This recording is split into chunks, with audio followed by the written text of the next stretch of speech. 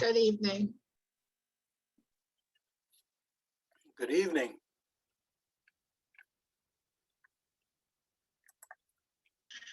Okay, I in the right place.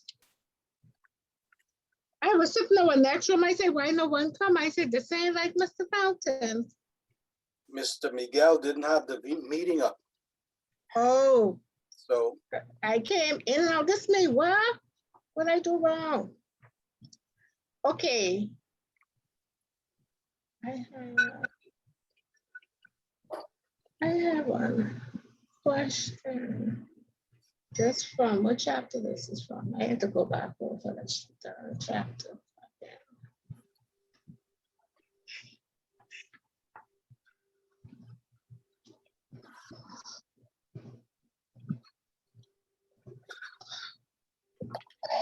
I know this from chapter 3, you know.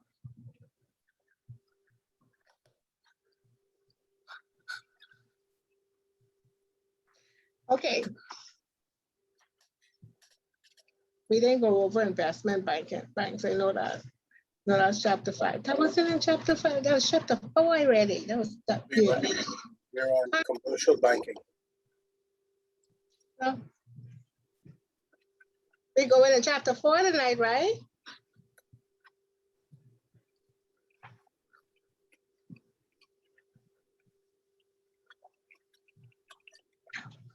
We're gonna finish commercial banking and go into chapter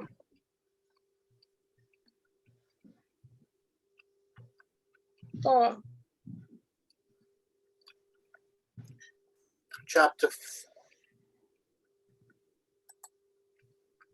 Oh, see it right there. We're already in chapter 4. Yeah, that's what I had a question. Agency. I don't remember you saying, I went through my notes because when I went back over reading agency, page 92. An agent bank Yeah, or an agency. An agent bank is one thing, an agency is another thing. right. That's where I'm confused. Why? Just An agent bank acts on your behalf. An agency is you put your own operation there, but it only has limited power. Good evening. Good evening. So an agency would be like, an agency would be like, I'm fine. How are you? Right? Go on. Sorry, go lad. that's okay, Fernando. So an agency would be like, let me see. It would be like a royal bank? No? So what would fall under an agency bank? An agency would be a bank operation in a foreign country that does Right. not have all of the powers of a branch. It can only do certain things. Okay, Right. so it don't have the One full of the infrastructure of a branch. Right. And one of the things is it won't be handling cash necessarily, okay? But Okay, I'll go over that screen, right, at the beginning. okay, thanks. So I just, so for instance, like how Scotia's certain branches don't handle cash at all. That's not the same thing. Okay, that's what I need that's the clarification I was looking for. Okay. So they are a cashless branch. They just don't do anything with cash. Okay. But they are a full branch. They could, but they choose not to. Okay. All right. It's preventing them from doing cash. They choose not to do that. And that's only they're handling cash over the counter.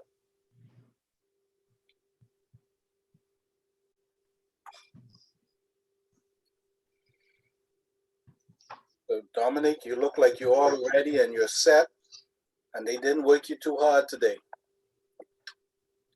Because Colette looks very comfortable and relaxed, and they didn't work her hard, so they couldn't. Oh no, I work hard 2 days because we had plenty of people out. We literally had no staff yesterday. We barely had staff today. I don't know, everyone calling in sick. They trying to tell you something. I tell them I working hard no more. Only once. What you gonna tell? What you gonna tell them? You only waking when you feel like it. Yeah. That's nice, hey Dominic. We wish we could do that, eh? Yeah. Okay. Good to have that kind of pull. Well, you make that kind of pull. I know about that. I think that's just wishful thinking on your part. That too. I don't care. That's all right, you know. Don't get upset with me. They just Okay. gonna wake you to the pieces, to the bone. I am trying to find out where my volume is. There's my volume. Before I bust out my eardrums. Okay, how's that? Better?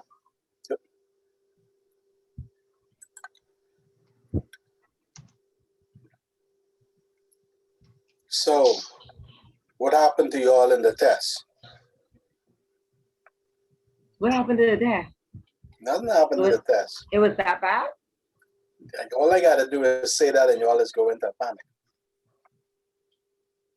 I like Wasn't those that multiple bad. choice. No, they do easy. You ain't getting them all the time. You could guess and maybe get it right.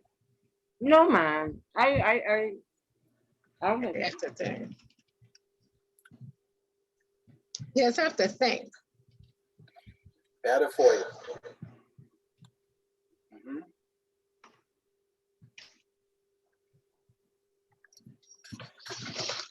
Well, I'm back to work. I went back to work today. My work week has started. I'm already looking forward to holiday on the 24th of this month. What happened on the 24th? It's a holiday with Monday. Oh yeah. Every yeah. month up until September. Last holiday, every month is a holiday. May, June is Labor Day. July, Independence. August Monday. Then September, no holiday. Then October, Columbus Day.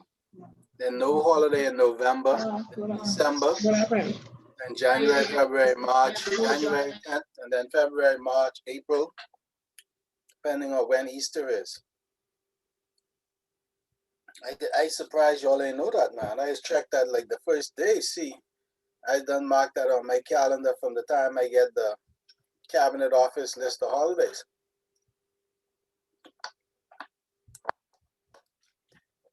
That way I could plan to go to Fort Lauderdale or Miami or Miami and all of that.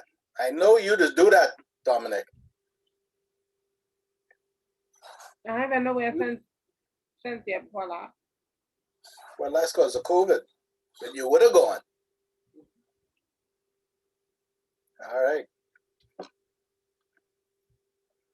Well, that's a good sign. You're saving your money and you're ready to go as soon as you could. Don't let Thanksgiving come and we can't go to Miami. You know that can be a problem.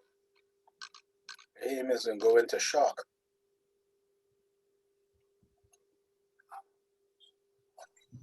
What you shopping for? You can't go where much places. One moment. Sorry. You can't go much places over here. I don't understand that.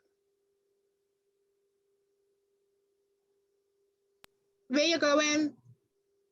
Oh, as I listen to the news in the US, they're thinking about relaxing their indoor policy with mask wearing. Over here, we ain't gonna do that.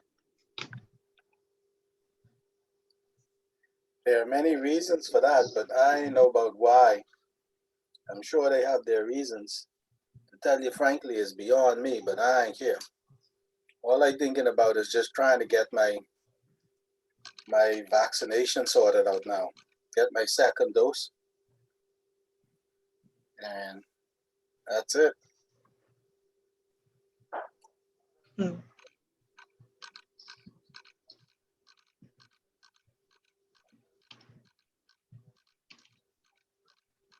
So everyone.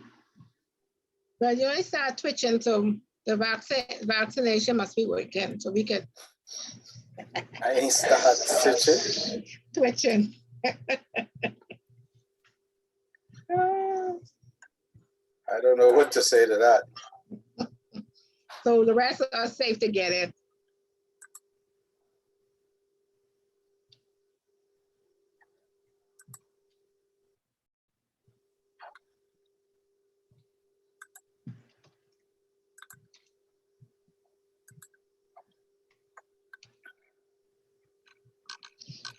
$6:03.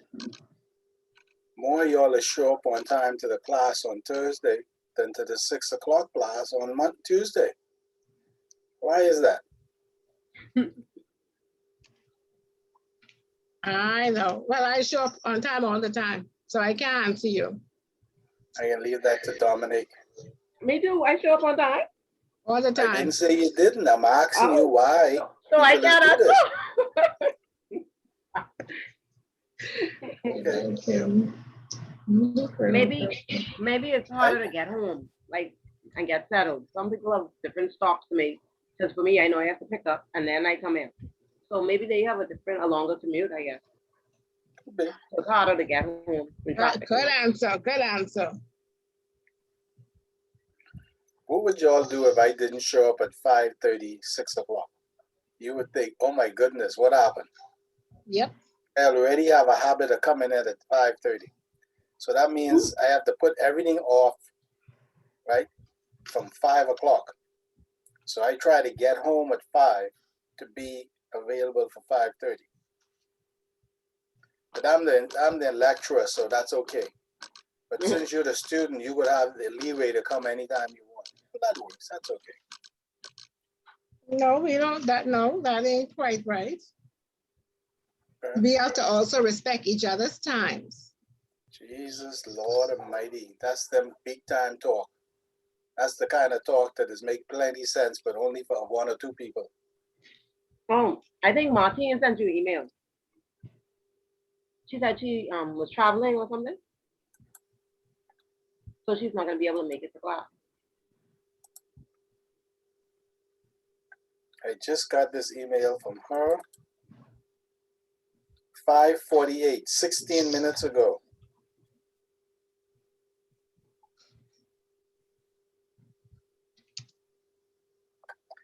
All right. She just probably get permission to go. Why do you say that? You can travel. You just need to have the necessary documentation.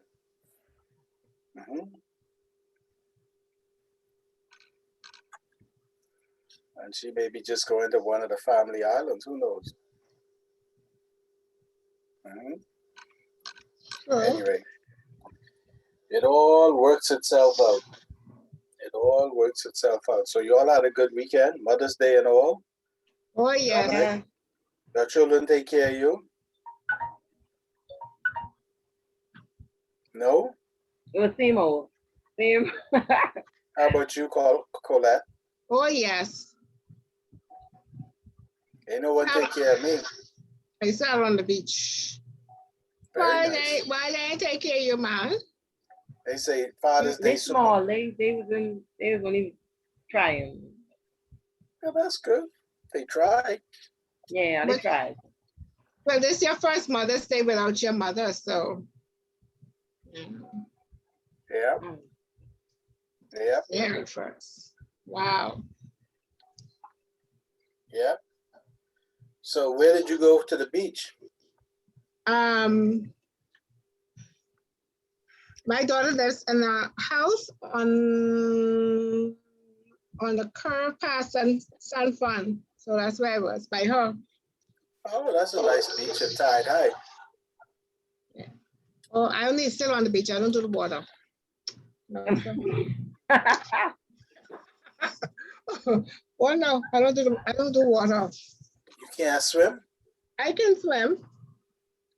So you don't want the water over your ankle? No, sir. Why? Something gonna bite it? Yes, sir. Go in the pool? Sometimes. I have that black girl syndrome. You sound like Nicolette. What happened to my hair when I go in the water? Oh no. That's your hair is from your shoulder up. What happened from your shoulder down? When the Oh my water God. splash, So that's why you don't go in. That's a reason for not going in the water, because you got black girl syndrome, which is Yes. black hair syndrome. yes, sir. And Dominic, you have that too. You have the black girl I hair can syndrome. swim in the pool. I'll sit down in the pool and wade. That's it. All right. One of these days, y'all could explain to me what exactly is black woman hair syndrome and water. But if you put water on your hair, it's come out, it's look all funny. Fuzzy. But that's not hair, that's a weave. And that's plaits, ain't it? So you ain't Yeah, got but to worry once about it's get wet and way down, you gotta take it out. You gotta, oh no, too much work. I didn't know that. I just figured you just let it dry off and that was that. Mm-mm. Hello, Miss Cartwright. How are you? Hi, I'm good. Good. I was in your Bank of Nova Scotia on Monday, an hour and a half. Oh, that's horrible. Then it's I bad. agree.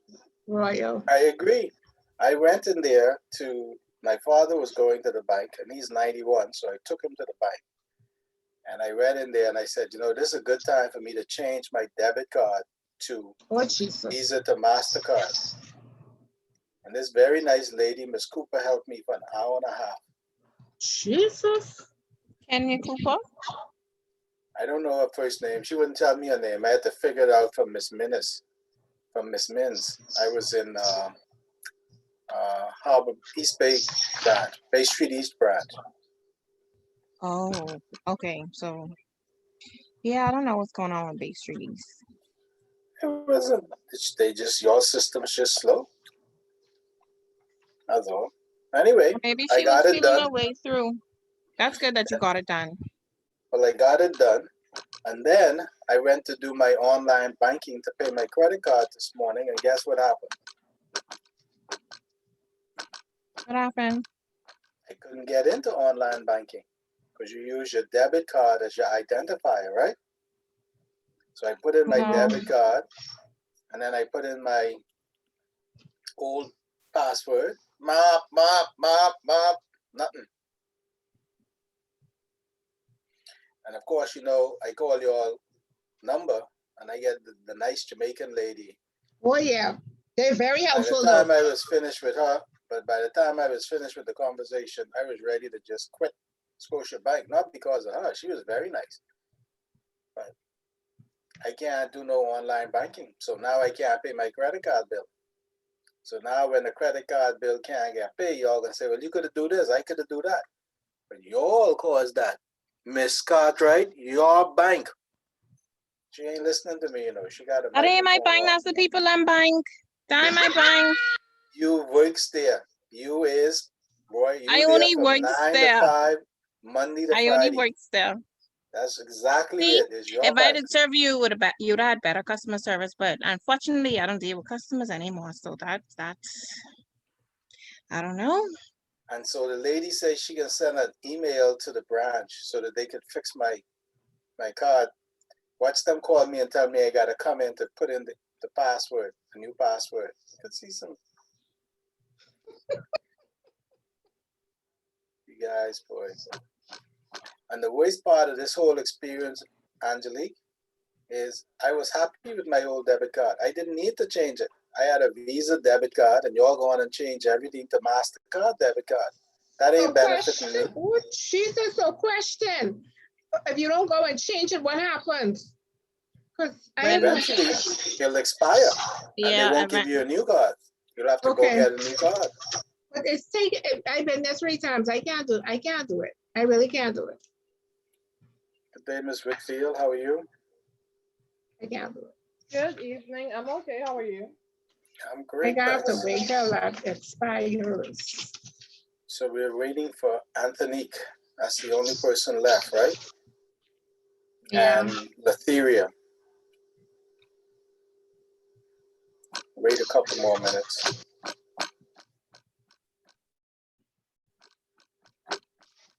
So yeah, that was my experience with Bank of Nova Scotia.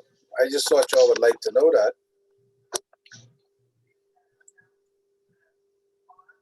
And then I took my car in to get the air condition the compressor for the air condition change replaced. They told me they had the part. I went there. They called me at about 1:30, 1 o'clock and tell me they don't have the part. The part is at another one of their offices, and that part that they have is for somebody else. Isn't that something? You just had it all around. Pretty much. It's been an interesting day.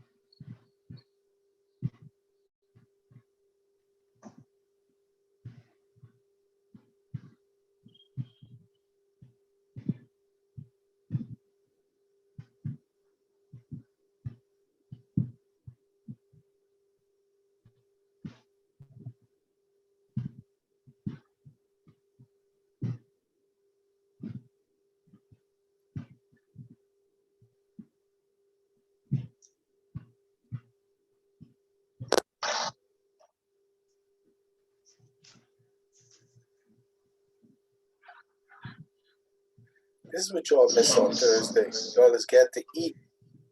You having something, Dominique had something, I had something,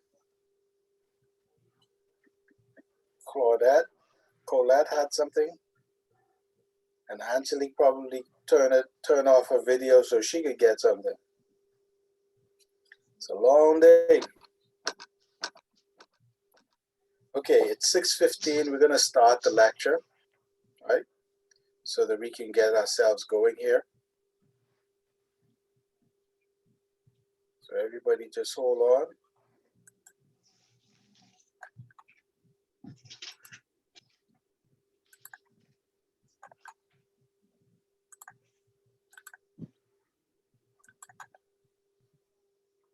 Okay, so we ended off last week, Thursday, talking about syndicated loans, right? And so we're going to pick up on syndicated loans again. Excuse me. So a syndicated loan by definition is a credit extended by a group of banks to a single borrower, usually on common terms. We say usually because sometimes there may be a little wrinkle, but 99% of the time it's the same common terms. That means the amount, the interest rate, the term, the maturity, right? The repayment conditions, right? And the repayment amounts are all agreed and by all the lenders to the one borrower, okay? And if you do that, then as the bank that's lending the money, the credit risk, the risk of default is shared amongst the group of lenders. Colette, you need to turn your mic off or mute your mic. Sorry. Okay. So when you do that, right, you are splitting the face value of the loan. So if it's a $100 million loan, right, and there are four lenders, each lender gets 25%, say, right, then each lender only is carrying $25 million in credit risk, okay? Now, the reason that you do that is because there are regulations or guidelines from the regulatory authorities that say you cannot have, right, a loan to one borrower that is greater than, I think it's 25% of your capital, okay? And there's also a rule as to how much you can extend to one borrower, right, in a single loan, okay? So that's why banks will do a syndicated loan, right? Now, the overall credit amount will therefore exceed an individual lender's legal lending or their regulatory requirements. And so another reason why what we just discussed is another reason why you have a syndicated loan, okay? Now, when you have a syndicated loan, you can have as much as 15 banks, right? Now, those tombstones that I showed you, right, they were syndicated. One of them was, both were syndicated loans, but one was project financing, and one was a bank for a US dollar loan for 400 million, right? And I can't even begin to add up how many banks there are here. Okay? The funds were provided probably by about 25 different banks. Call it 20, make my life easier. So they had about 25 different banks in that Banco Nacional de Crédito Rural, which was in Mexico Bank, okay? A bank in Mexico. So I'm saying all of this so that you have an idea. These loans are usually very big. The lenders are organized, right, in the following manner. There's usually a lead bank, and that's the bank that acts as the, how to put it, the direct correspondent or the direct relationship with the borrower, okay? They're usually called the lead bank. They're also usually the bank that puts up the most, and they are also paid a fee for being the lead bank, okay? So they have the primary contact and relationship with the borrower, okay? And it's their job to go and find the other banks in the syndicate who would be willing to participate, okay? Once they find banks that are willing to participate, based on the amount that each bank is going to put in, they will give them a percentage of the fee based on their commitment, right? So it's tiered. This is the commitment fee, or the, let's call it the commitment fee. Oh, geez, what else do you call it? Yeah, let's just leave it like that as the commitment fee, okay? So once they've done that, the structure and pricing of the facility, one bank will act as agent in the facility. Now, agent is not the same as agency, right? And it's not the same as agent bank in going into another country. Agent means that they are the agent and responsible for keeping track of the administration of this syndicated loan. That's it. And it's only for this syndicated loan. You will not be an agent bank for 10, 15 loans simply because you're a member of the syndicate. You're the agent for one, and you're appointed, and it's additional work, so you get a little bit more money up front as part of the fee, okay?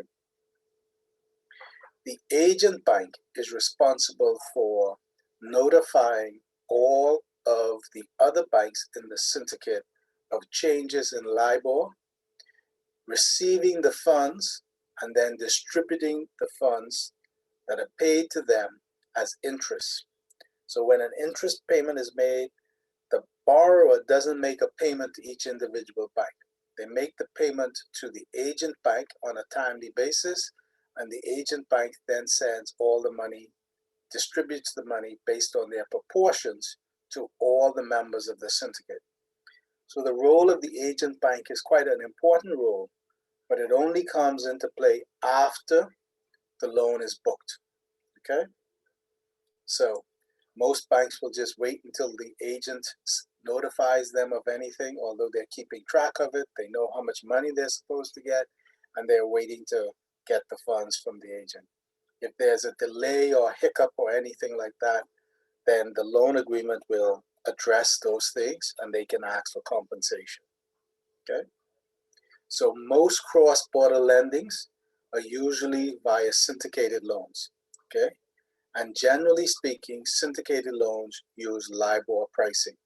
They also use funding, LIBOR funding for their loans. Not everybody, but the majority of the banks will use LIBOR funding. That way they can match their liabilities with their assets. Okay. We're just looking here at project financing. But before we go to that, any questions about syndicated loans? Ask now or forever hold your peace. So with syndicated, sorry. So with the Go ahead. syndicated loans, say I need $10 million. Do they give me all one time, or do they do like a mortgage or drawdown? And how do they assess the fees? Am I paying on the monies that they're holding back, or is there, yeah, because in the book it said something to that effect. Okay, you can do a syndicated loan in different ways. You can have a syndicated loan where you get all the money up front, right? So the borrower receives his $100 million all up front, no problem. You can have a syndicated loan where the borrower can draw down, right, with a certain amount of notice, okay? And they only pay interest on the amount that they draw down. They pay no interest on the amount that is available but not drawn. There is a fee called the commitment fee that is collected on the undrawn portion, okay, if it stays there for a while. Usually, if they don't draw it down within a month, that fee is charged again. Not a month, sorry, a year, okay? So you can have two types of drawdowns, drawdown in full or a partial drawdown. If you have drawdown in full, all the money is sent from the participating banks to the agent bank, and the agent bank will remit the full amount to the borrower. If you have drawdown, partial drawdown, the same principle works. The individual banks will provide their portion of the drawdown. It goes to the agent bank, and the agent bank will then turn around and send it to the borrower. Okay? Interest, if it is a LIBOR-based loan, is calculated on the amount that is drawn, whether it is drawn in full or drawn partially. Interest is calculated on the amount drawn. So if you borrow $100 million, right, your interest has been set at 3-month LIBOR plus 2%, right? The rate is set on the day you draw it down. And then for the next 3 months, the interest is calculated at 3-month US dollar LIBOR plus 2%. If that works out to be 5, then you're going to pay 5% on the amount that was drawn or the full amount. Okay, Colette, does that help?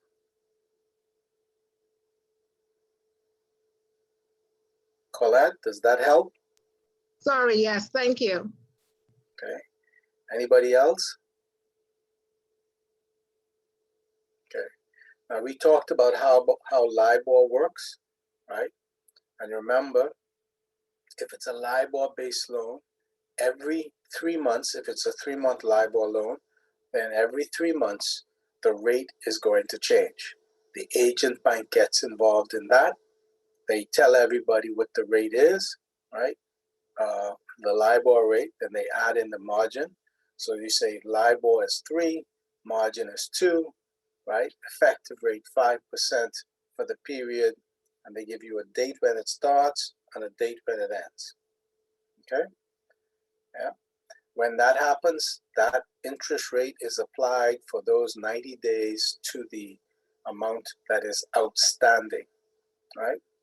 So if they drew down the whole thing, then it will be whatever that rate is against the 100 million in our example. If they drew down a portion, it would only be the amount that is outstanding.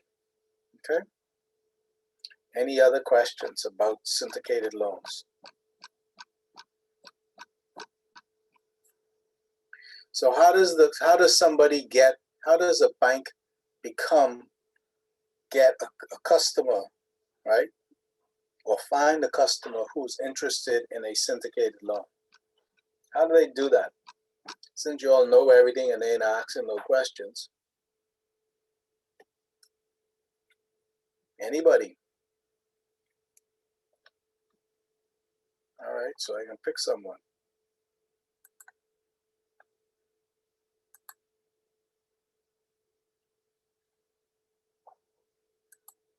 So you all are not curious? $100 million? Someone borrows $100 million, a company like Walmart. How do they find a bank? They just go to their local bank and say, I want to borrow $100 million. How do they agree on the terms? You got 5, 6, 10, 15 banks sometimes. How do they agree on the terms? So would they get an agent? No, they don't need an agent. The bank will come to them most of the time once they know that they're interested, or they'll just keep calling on them to see if they're interested. Okay? They So just the go up banks and is talk to them. They okay. go So I out have a as question. salespeople. Go on. Really more like a comment. Does that mean, because you say, you know, one bank acts as a lead, from what I read, for those other institutions. So Right. will that one bank borrow from the other banks to facilitate this loan? No. What happens Okay, is, so go on. you could say what happens. I'll listen. Okay. So what happens is, right, I'm the lead bank, and you and Ms. Whitfield and Ms. Fernanda are the other 3 banks for this $100 million loan. So what happens is we all agree with the borrower, right, that they're going to draw down the loan on the, what's the day? The 11th, on the 13th of May. Okay. So 2 days before, we go into the market and we find what the 3-month LIBOR rate is going to be. Right. So that sets the rate for the loan because it's a 3-month LIBOR loan plus 2. Right. Right. We also arrange to make all the payment, the 25% or the $25 million payment, to one bank, usually the bank that's acting as the agent. So let's assume that's Bank of Nova Scotia, Ms. Cartwright. So we will all make our payments to you for value the 13th, right? And when you have the full $100,000, you will then make payment to the borrower, okay? So usually those payments go out, they're sent on Thursday, what's today? Tuesday. They're sent on Wednesday for value Thursday. So they get them overnight and the value is there.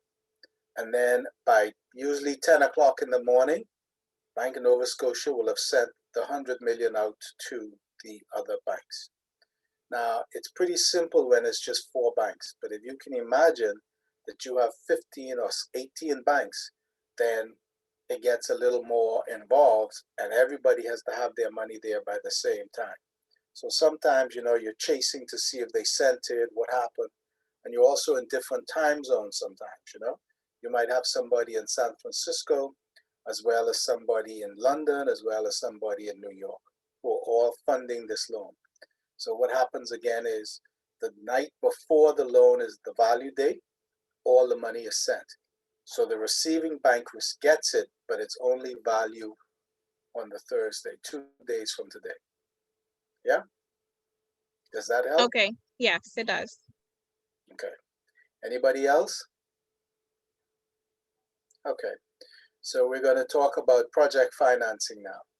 Now, project financing is very different from term loans. A term loan is a syndicated loan. A term loan is a mortgage loan. A term loan is a car loan. They're all loans that say, bang, we start on Monday and it finishes when you draw it down, and payment is due by the time the loan is matured. Project financing is slightly different, okay? So You use project financing for large scale capital projects, right? So they are large in scale, okay? They have a long term and they have a high risk, okay? Large in scale, long term, high risk. What does that mean? So think of if you wanted to do something in the Bahamas that was going to be eligible for project financing. Think of some project that would require that kind of financing. Anybody?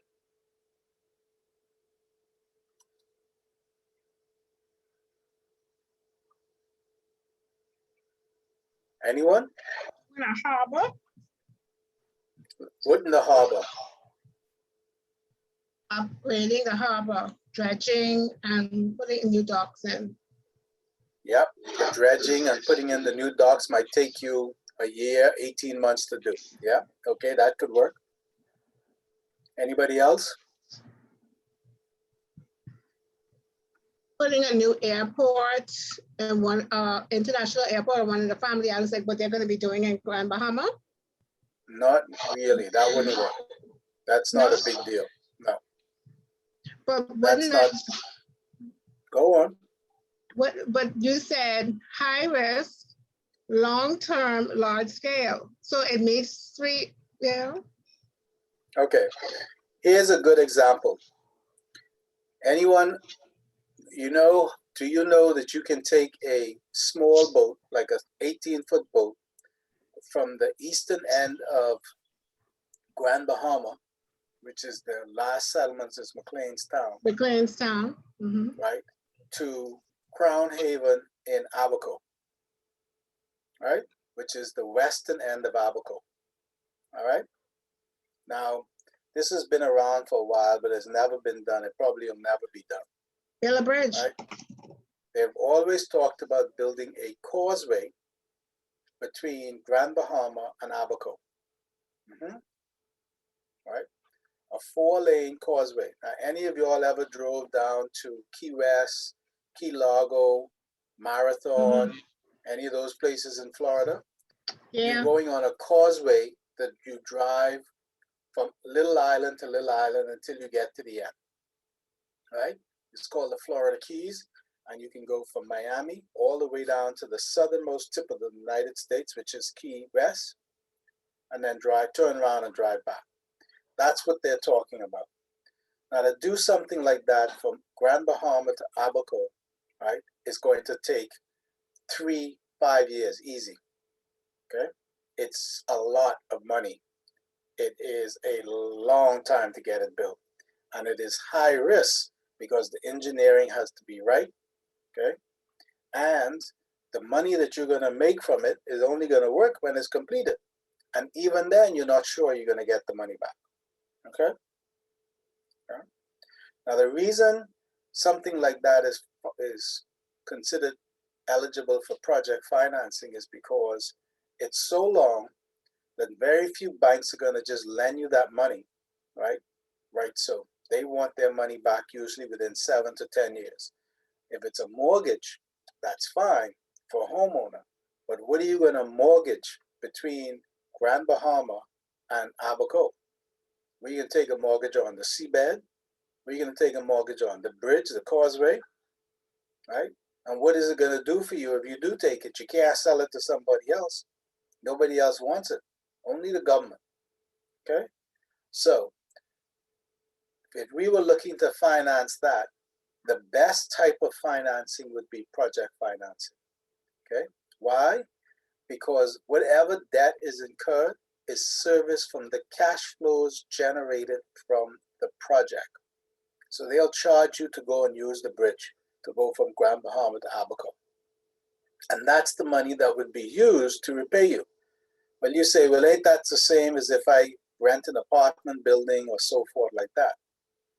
Almost, but not quite, okay? Yeah.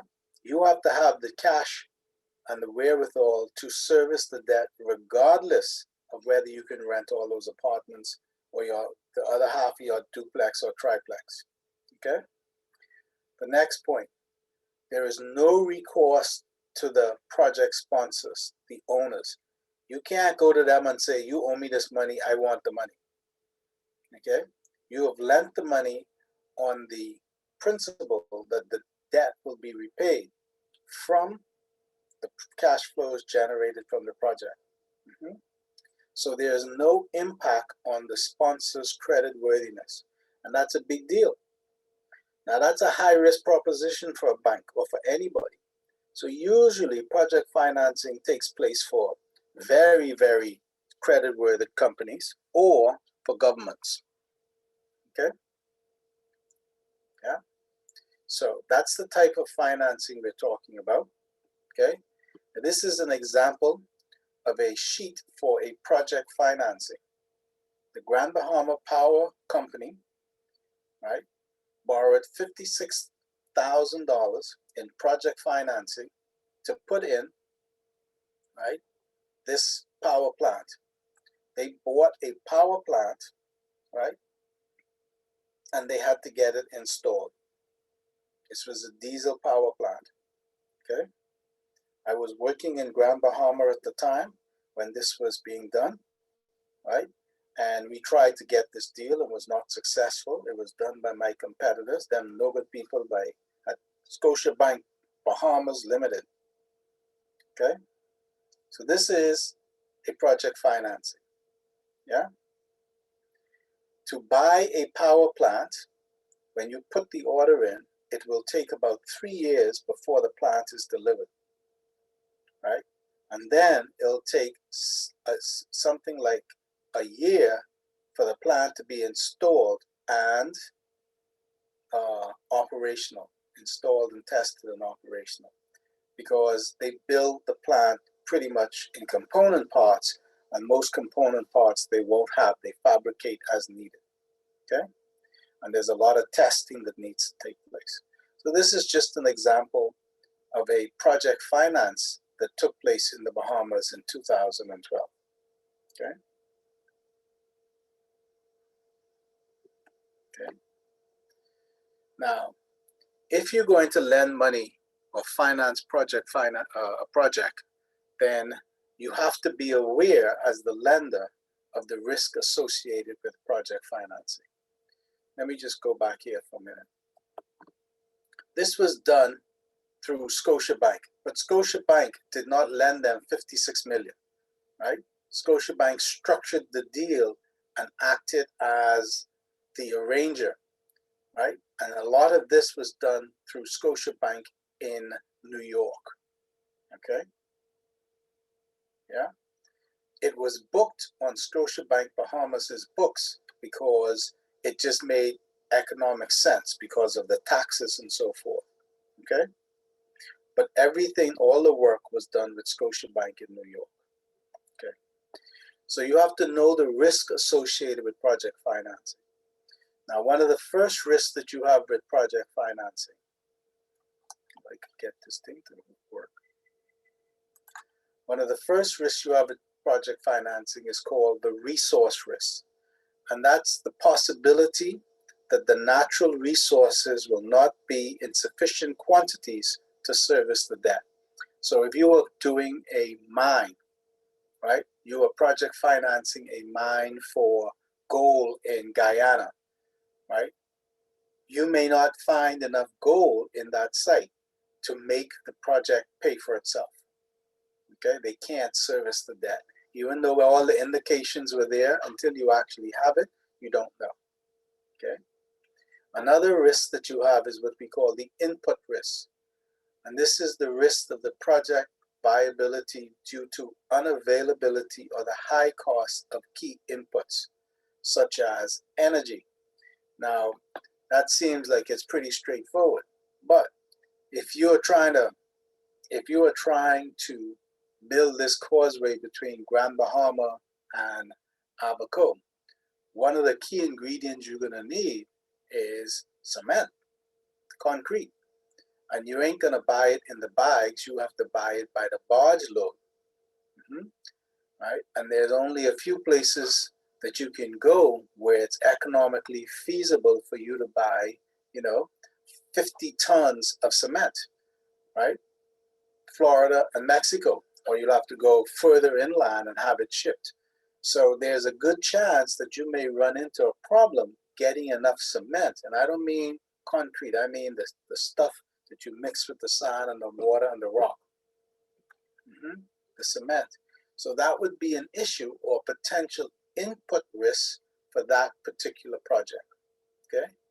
If it's not available or you cannot get it in a timely manner, the project will be delayed, which means that your costs will go up, which means that the chances of your project being viable decreases,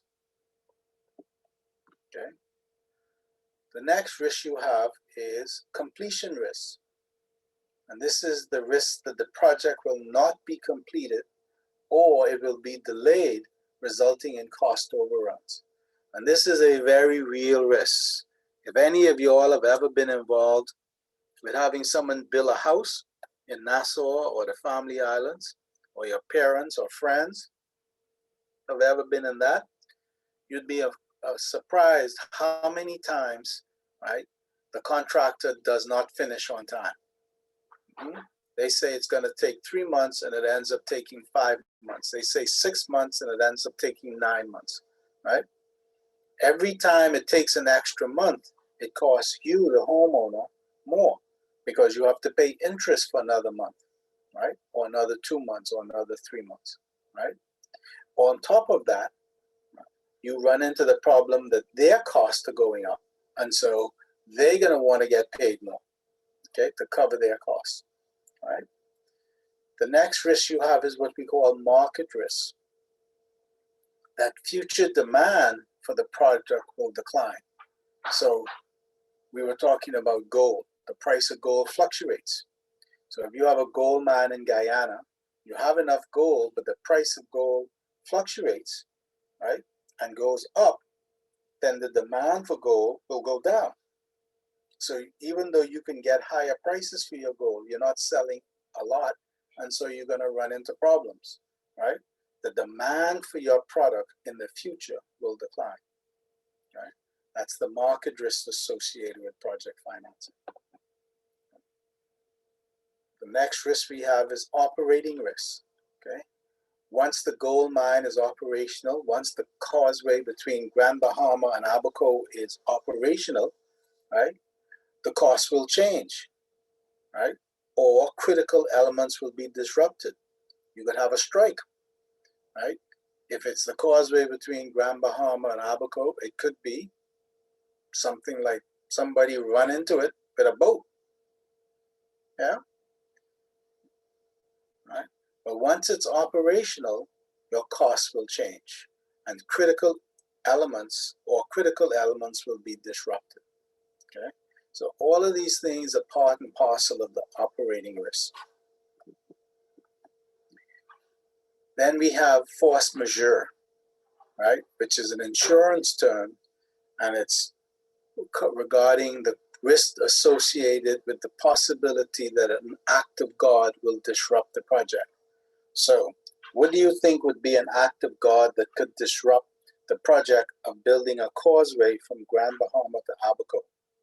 Hurricane or Anybody? something? Hurricane. Absolutely, a hurricane or something. A hurricane, a tidal surge, right? Mostly it would just be a hurricane. And every year, there's a chance that you would have a hurricane. And every year, the people that own that bridge, the Bahamas government, are going to be very concerned about hurricanes, right? Especially if they take any corners building the thing. So, force majeure, another risk associated with project finance. Then we have political risk. That political conditions surrounding the project will destabilize. Now, you have all been working and seen a change in government in the Bahamas. And you've all read in newspapers or on social media about how one government go out, the next government has tried to cancel certain contracts and so forth because they don't agree with that contract and who it went to or just the whole nature of the contract. The PLP have done it, the FNM have done it, and if the PLP get in again, they'll do it again, and if the FNM get in after the PLP, they'll do it again, okay? You've all seen that. We call something like that political risk, right? Now, the most obvious political risk is not just that there's a change in government, but it's a violent change in government, right? I.e., there's a coup or a revolution, okay? And that could happen while your project is going on, because it may take you 3 years to complete the project. Yeah? So that's a very real thing. Okay. Now, I'll give you an example of a project financing that's going on in Ethiopia. Ethiopia is the source of what they call the Blue Nile that flows. There are 2 rivers that make up the Nile and that flows into the Sudan and into Egypt. One is called the Blue Nile and one is called the White Nile. The Blue Nile originates in the highlands of Ethiopia. And the Ethiopian governments have started constructing a dam on the Blue Nile. And the Egyptians are very upset, very, very upset, because they feel that the Ethiopians are going to reduce the flow of water going into the Blue Nile, which will reduce the flow of water flowing into the Nile and affecting all of the crops and everything else in Egypt, because Egypt depends on the Nile River. Okay? Now, this is going on now. It's gotten to the point where some people believe that the political destabilization that has been occurring in Ethiopia over the last 18 months to 2 years is because of agitators with the help of the CIA, right, that are trying to overthrow the government that is trying to put up this dam.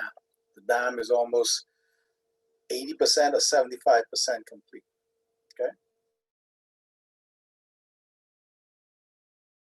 Thomas has a little difficult to appreciate, you know, but these things happen, okay?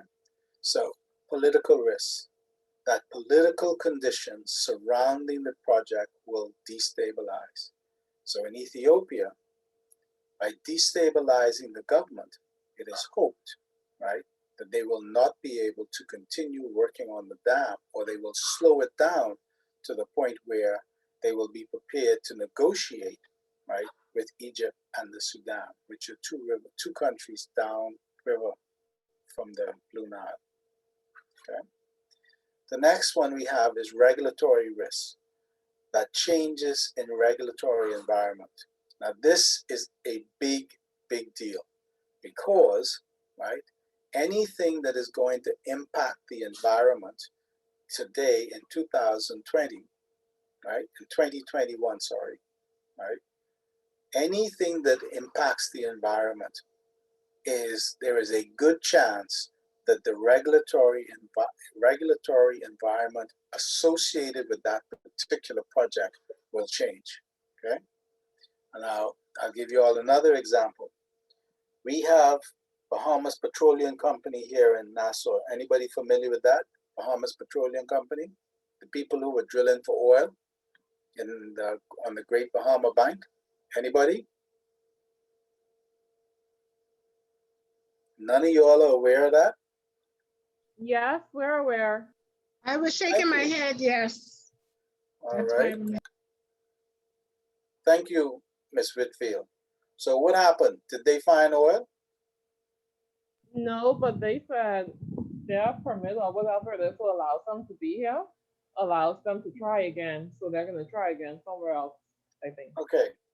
So now, if they find oil, okay, do you think the Bahamas government will keep the same regulatory and legislation in place for the environment protection, right? Because we have very little for oil spills because what? We don't have no oil here, right? Correct. Yeah. So if something So- happens, they have to create. Yeah. They have to create. What do they have to create? Policies and procedures. and regulations, rules and regulations to govern having our oil rig here in our region. Can you imagine an oil spill that washes ashore, right, in Exuma, Rose Island, No, no, Paradise Island, Montague?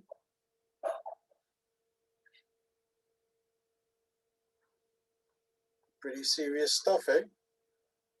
Okay. Regulatory risks.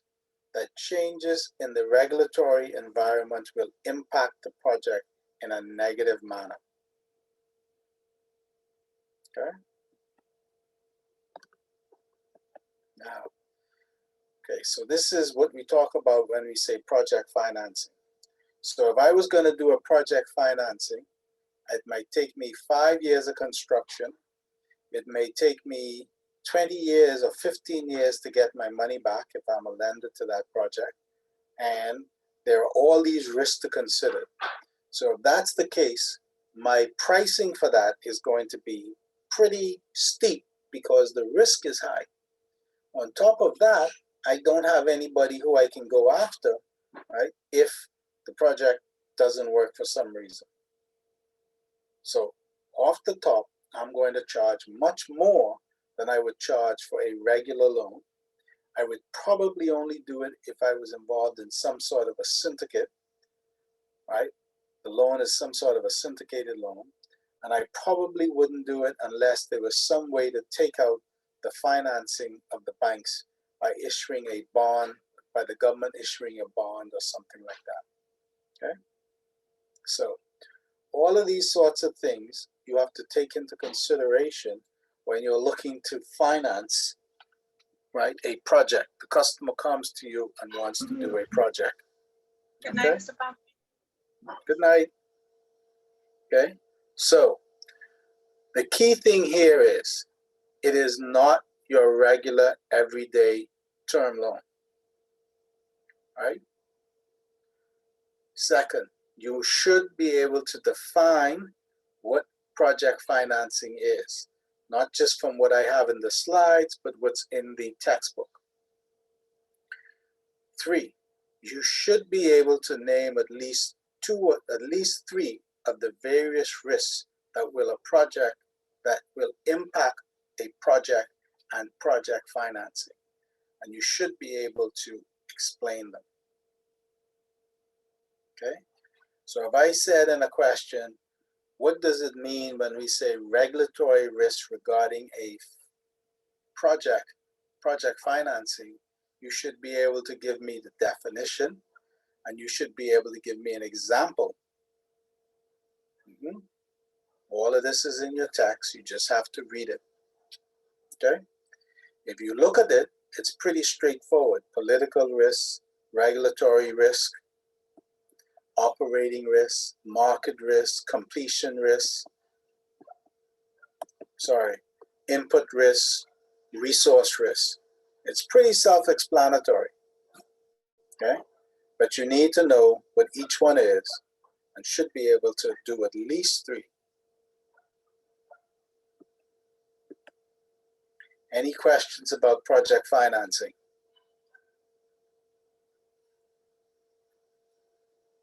Anybody else? Because I didn't hear nothing, so I got to ask again. Anybody have any questions? Dominic, you better ask now. I'm looking at you, Dominic. You have any questions? No, I don't have any. All right, Dominic. I have a question for you. What's for risk? Dominic, oh Dominic. What, you were broken up. I didn't hear your question.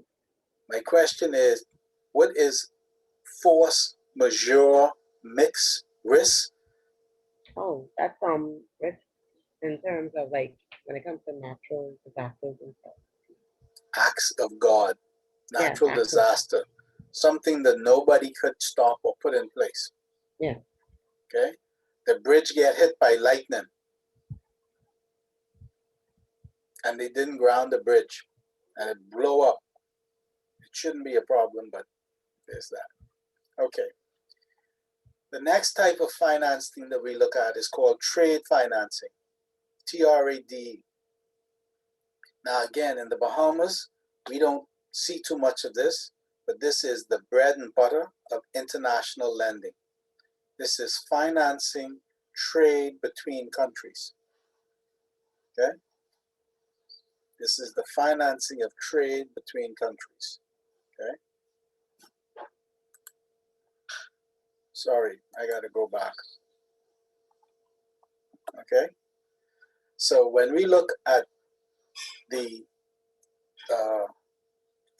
trade financing, it's a little more specialized than just a straight overdraft or term loan. Okay? Because you're moving goods from country A to country B. Right? Now, let's just use an example to help.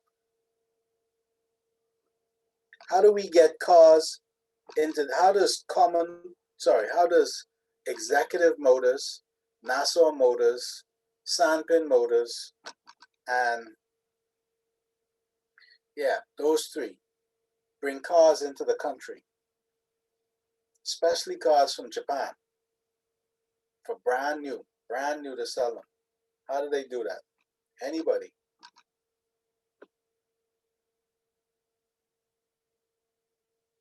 Tell me anything you want to say. Ms. Whitfield, you look like you know the answer to this. Come on. I do not know the answer for this. I was reading the slides to see if I could figure it out. Good. So you figured it out. Try something.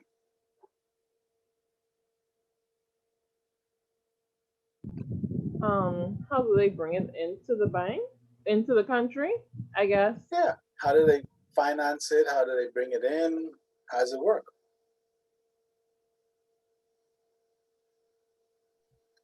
Okay, let me help you along. If you wanted to buy a car through Japan Direct, right? How do you do it? Send a wire. Okay, so you send the wire and you send it to the company. First of all, you pick the car, right? Yeah. And then you send them the wire in US dollars. Do you send them 50% or you send them the whole thing? 100%. So after you've sent them the 100%, if they don't send the car, how do you get your money back? I guess you file some type of claim with the car place. You do a recall on a wire? You could try. You could try. If you send the wire on Monday, the 1st of May, and the car is going to be shipped on the 15th, and the car don't get shipped, how are you going to do a recall? The bank followed your instructions. They paid the money to the people. I think they'll give you a credit, eh? They'll give No, you they a have to go. credit. They have to reach out to the bank and ask the bank if they could send the funds back, and the bank have to talk to the customer, and the customer have to give them authorization to send the funds back. Right. So why should the customer send the funds back? Because your liens on my car. Why should they send it back? Because they didn't agree to our terms. The They contract did agree to wasn't your met. terms. The contract wasn't met. They didn't ship it. So I want you to enforce it. How do you get your money back? If they say, no, I ain't giving you your money. What you can do? Fly over there, slap them in the head, talk Jamaican and Bahamian to them and get your money back? The money's Send already NATO in there. bomb. What was that? Send NATO bomb. No, it ain't gonna work. Come on, Angelique. How am I gonna get my money back?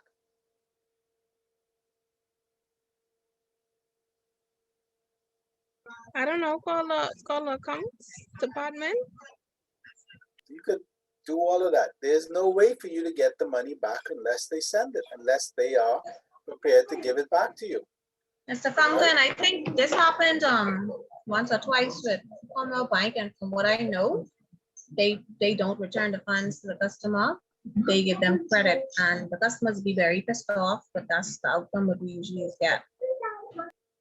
Okay, so at least they're giving you a credit, right? But if the person is a thief at the other end, you ain't getting your money back, right? No.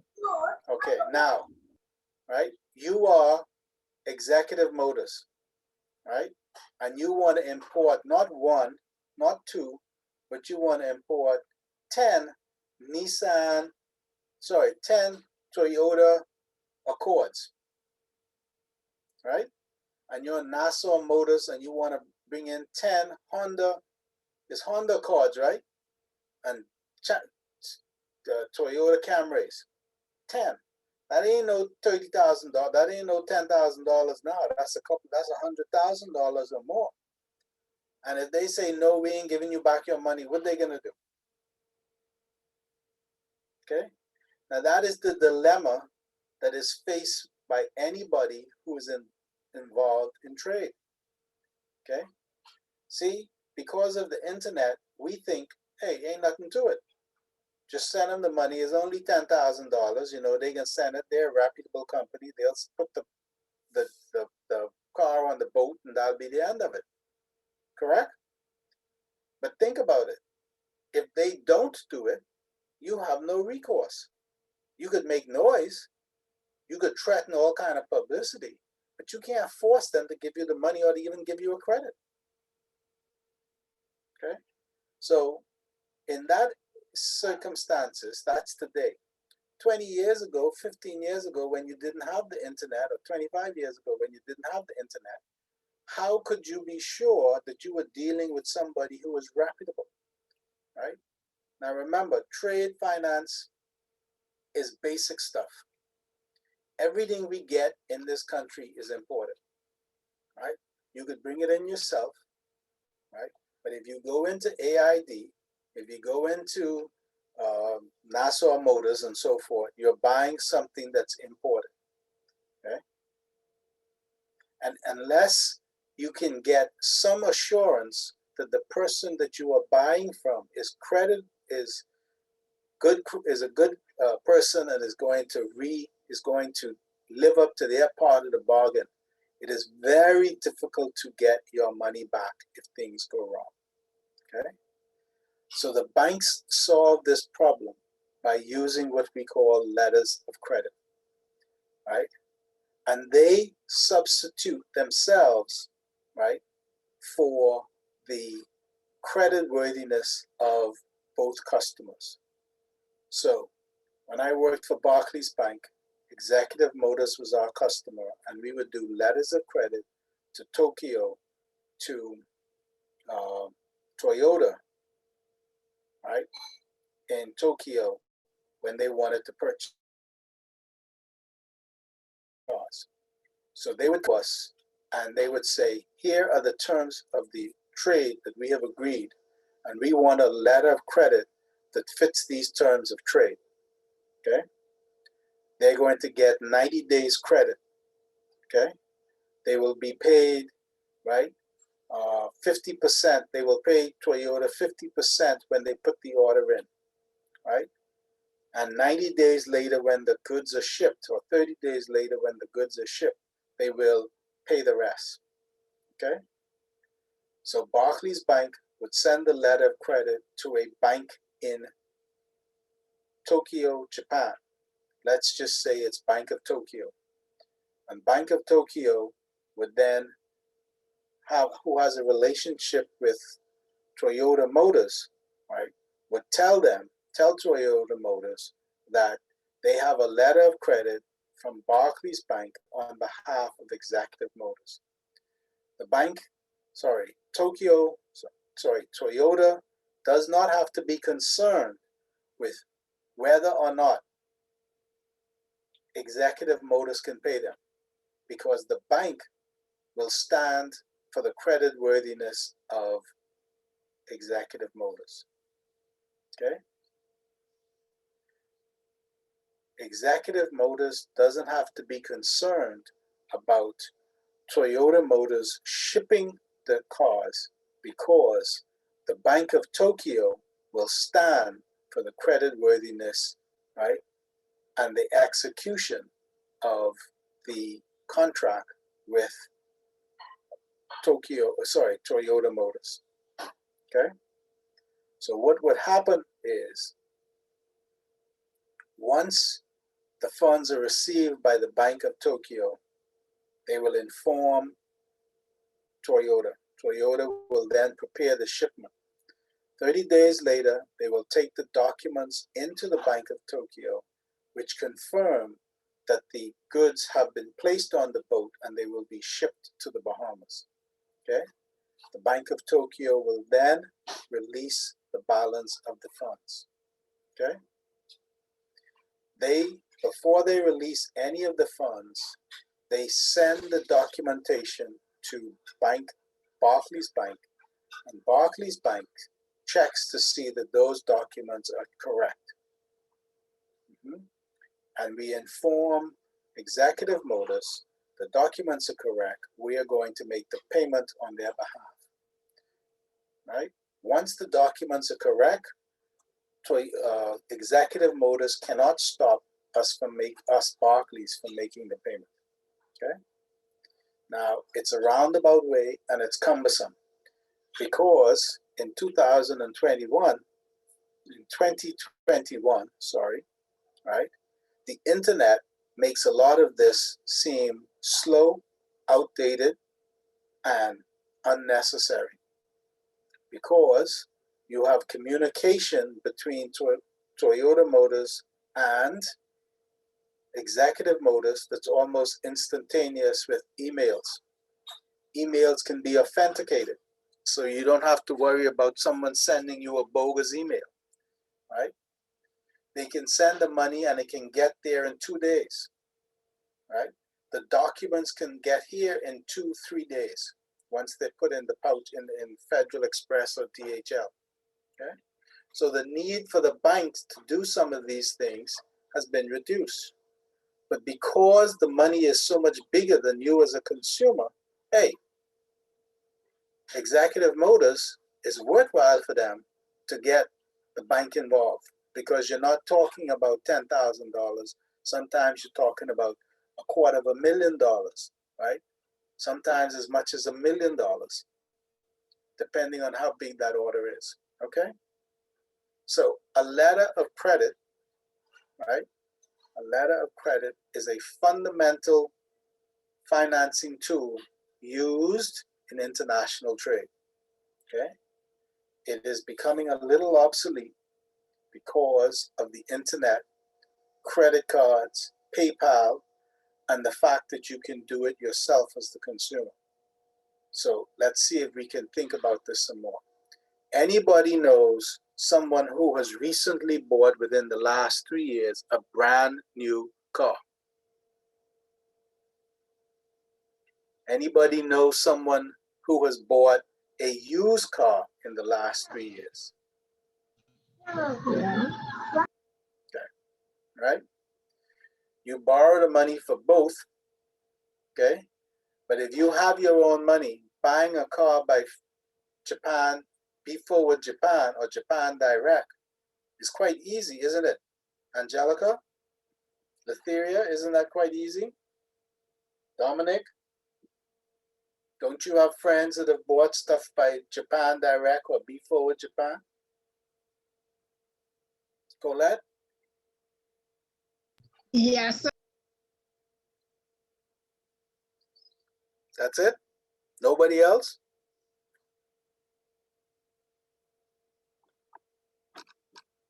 Everybody going to sleep on me. They just ain't there, Colette. Only you one. Everybody else turned their video off, it looked like. No, I said okay.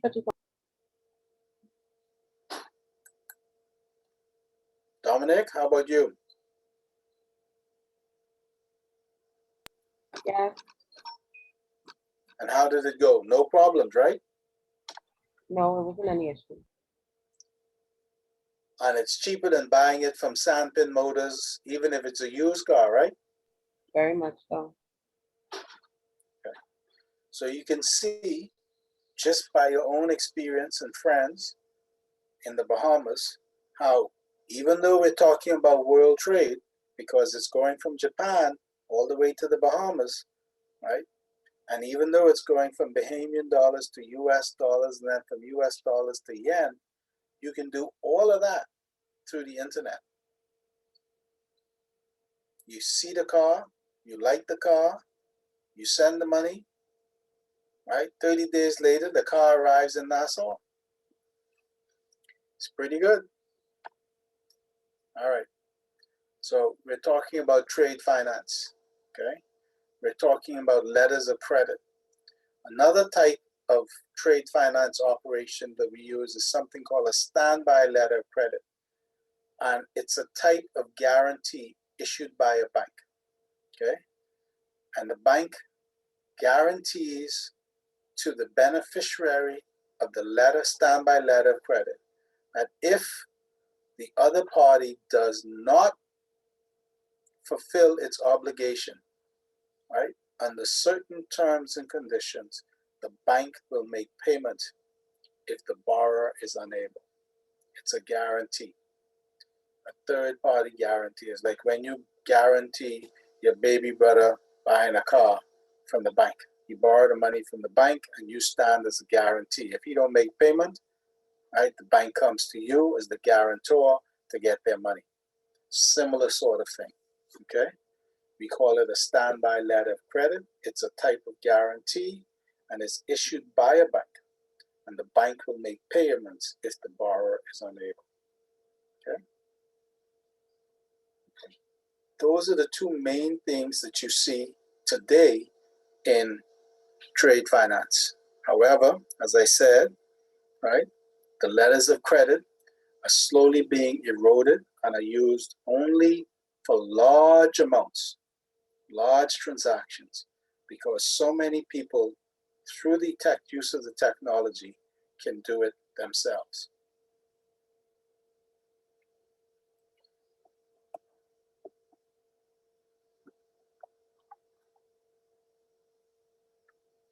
Okay. Any questions? Any questions about trade finance? Okay. Bear in mind, right, that when you do trade finance through the internet, one-to-one, the consumer to the manufacturer or the distributor of the goods, right? You are taking not so much a credit risk, but you are taking a what we call completion risk.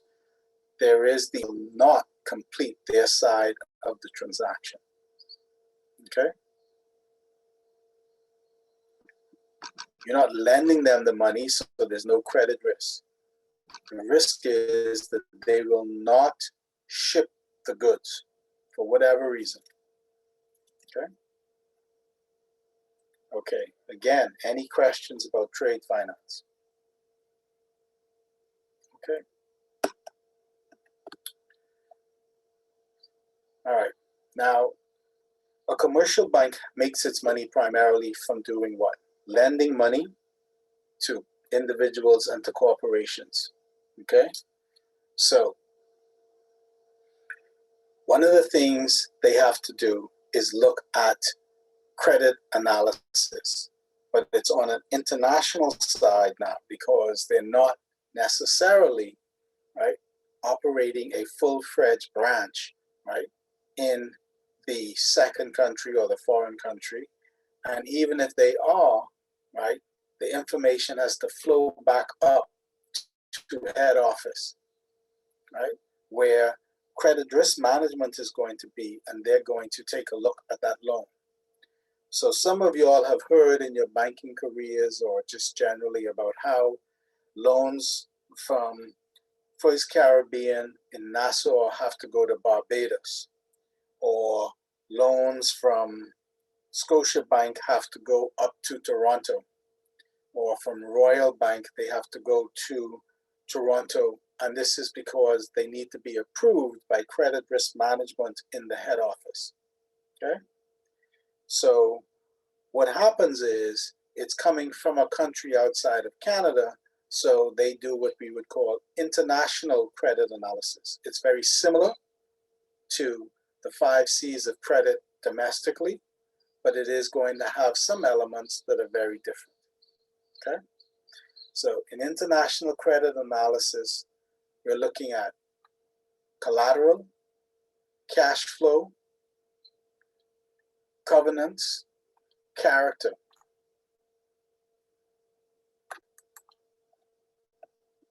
Okay? Okay? So collateral. And again, this stuff is all in your text. Okay? Collateral. The same as in domestic credit, we're looking at what is the collateral or the security underlying the loan. Generally speaking, you're looking for real estate. Okay? You can use other products, but we're looking for usually real estate, something tangible. Okay? If the company is big enough, you can use a guarantee. Okay? The next thing we look at is the cash flow. Is there sufficient cash flow in the company to service this debt? Now remember, you're in the Bahamas and you're going to be servicing this debt in Bahamian dollars. So we only want to know if there's sufficient cash flow in Bahamian dollars, but depending on the nature of the business, is there sufficient cash flow in US dollars from the products that you're selling if it is going to impact your cash flows or your business, i.e., you're a small bonefish lodge in Long Island or in Andros, right? If you're not getting the cash flow from your foreign tourists, you're in trouble. Okay, and they're not going to be paying you in B dollars, they're paying you in US dollars. So you would want to know about their cash flows. Covenants. You would want to know to ensure that your covenants cover most of the standard risk associated with lending. In particular, if the company is involved in foreign trade, that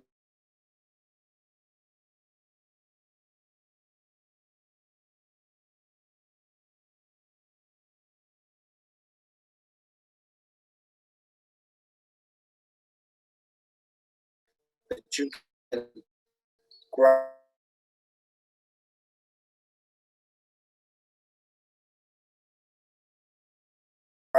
in the agreements that you have story of a car dealership.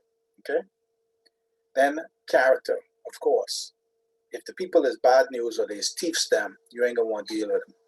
Okay? And in an international credit analysis, character is a big deal because you're in Toronto, you don't know what the culture is like in the Bahamas. But it's even more dramatic if it's not an English-speaking country. So Scotiabank has an operation in Costa Rica, right? It's a Spanish-speaking country, and it has a very different culture from Canada, right? So when they lend money over there, they have to be aware of the character of the people, even more so, character of the borrower, that is, even more so than in, say, the Bahamas, where things are very similar to what you have in Canada. Okay. We also have non-credit services in international commercial banks.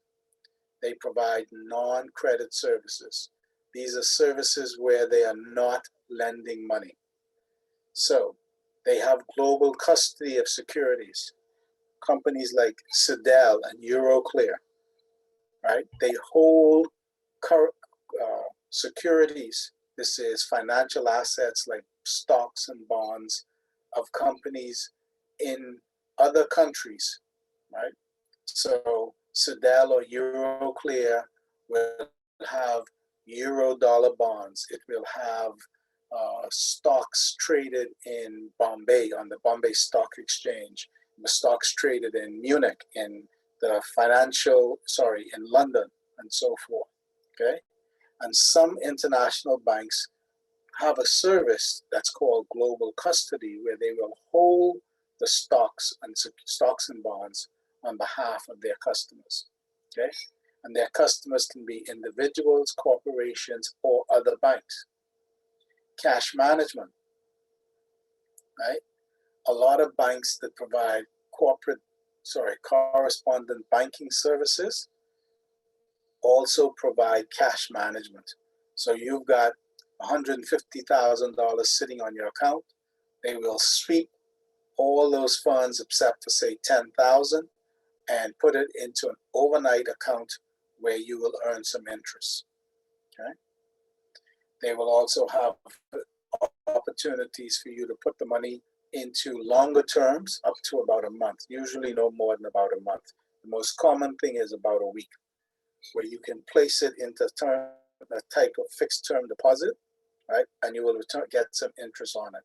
So Bank of the Bahamas' correspondent bank is Bank of America. Bank of America says anything over 500,000, anything over $150,000, you can put into an account for once a week and scroll it over once a week. Or anything that's left in your account overnight above a certain minimum, we will sweep. Okay. Another thing that international banks do that we don't think too much of nowadays is just SWIFT payments, wire transfers. Okay. And that is, if you are using SWIFT, you can make a SWIFT payment in just about any currency once it is convertible, freely convertible. So you can make a SWIFT payment in Bahamian dollars to another Bahamian bank using the ACH Pro payment system, or you can make a payment in US dollars to a bank in Canada using the SWIFT payment system. Okay.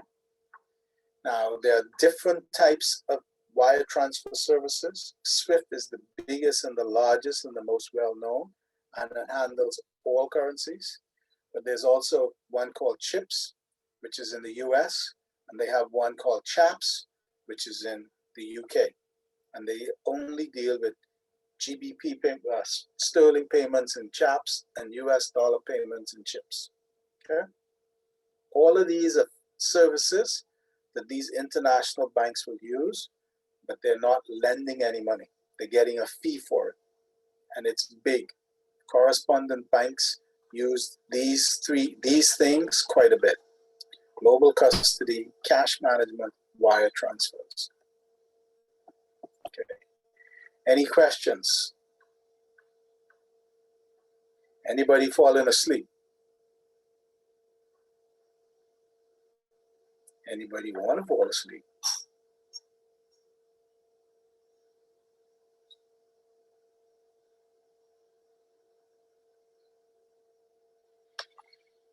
Okay, no questions. Good. I like that.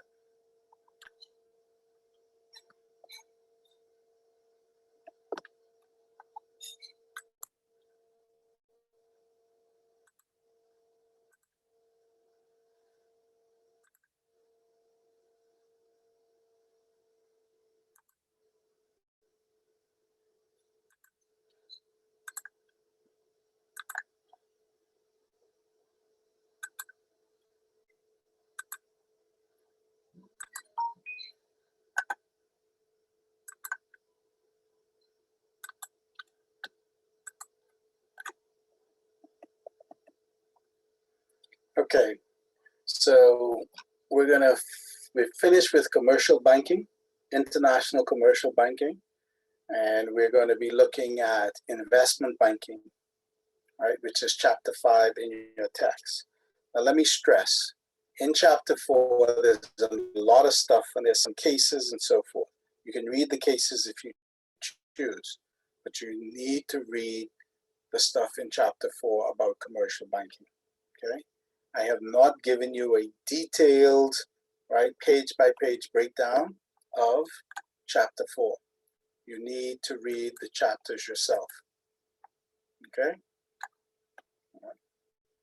So, investment banking.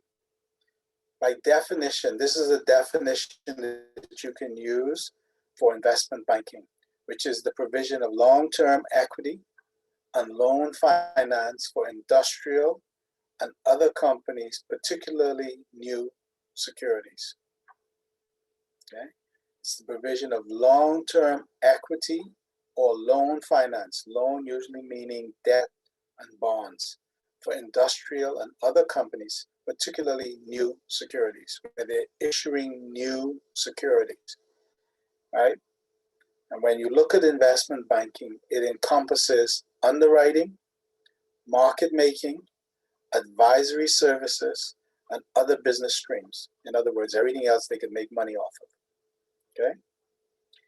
Any comments about that? Anybody comfortable with that definition?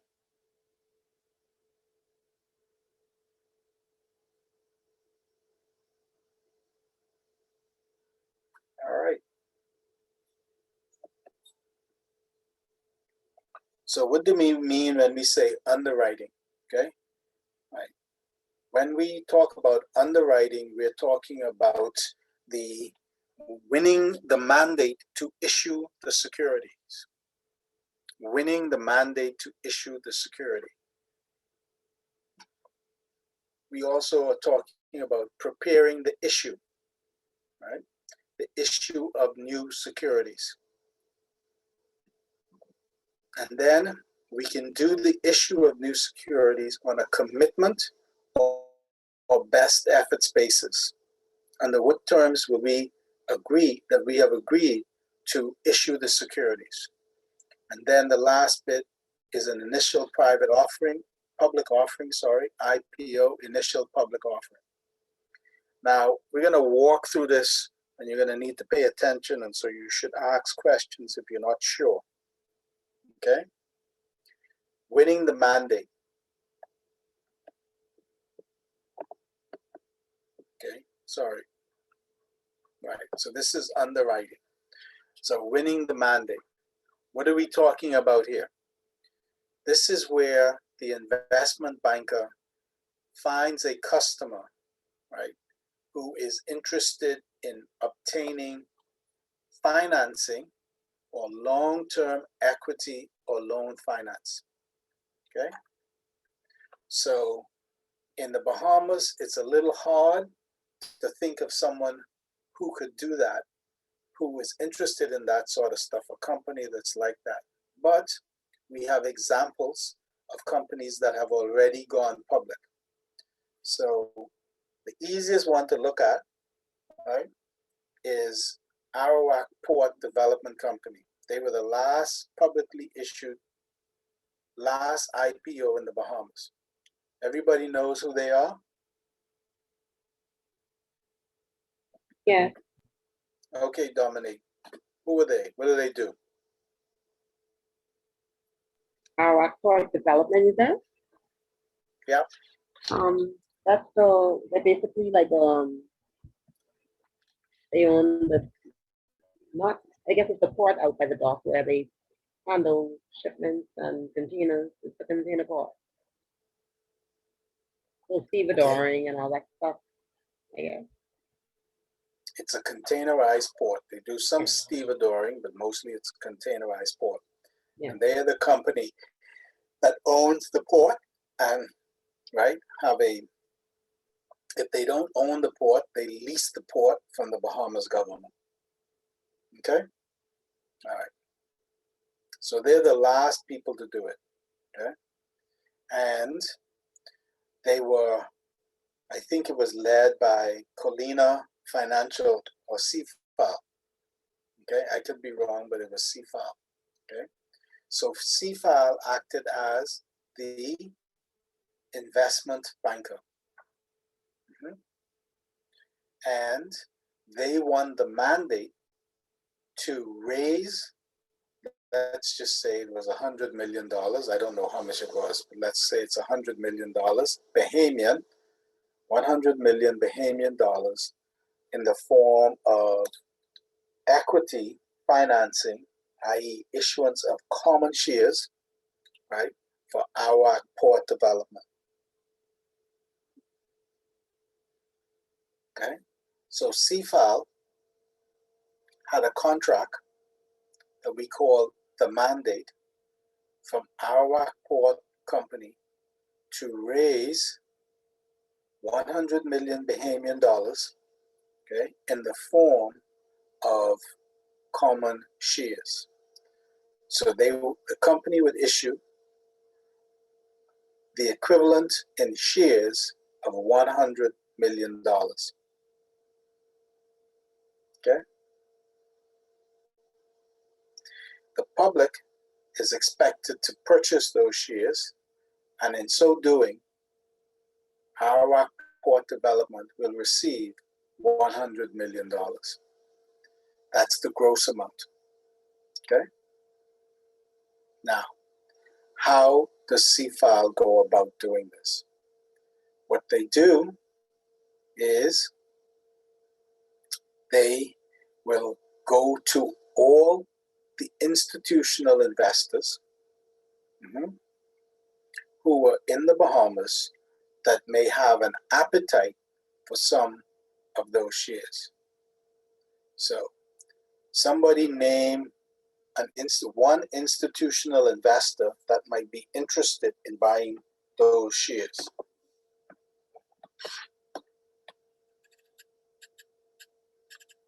I can count to 3 and then I can pick somebody. Maybe a bank or NIB or an insurance company. Very good. NIB. All right. The largest mobilizer of savings in the Bahamian economy, right, Ms. Whitfield? Yes. So NIB, an insurance company, of course. An insurance company invests in shares because they need long-term what? Investments. Okay. All right. Thank you, Ms. Whitfield. Somebody else.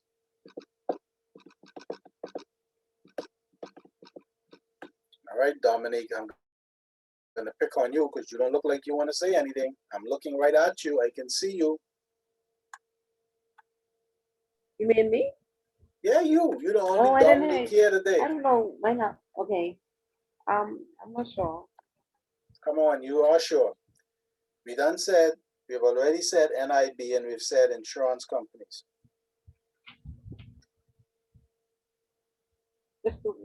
Okay. Ask your question again. Sorry. Name an institution in the Bahamas that would be interested in buying shares in our port development company. Think of your financial institutions course.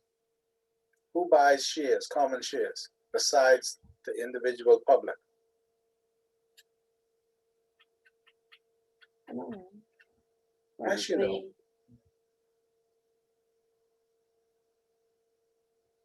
You said an institution, financial institution? I don't know. Probably any. You said besides C5? Or who would you say?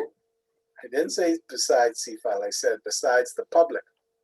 Okay, so probably Colina though, I guess. C5? CFAL, sure. CFAL, that's a good guess. Okay, that's only a guess though, you should know. No. Okay, all right.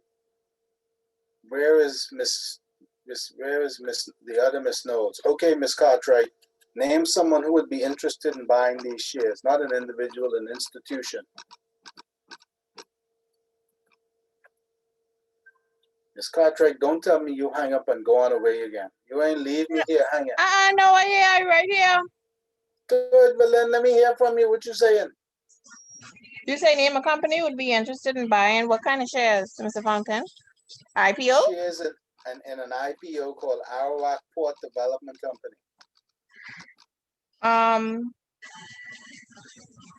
And a company An institution.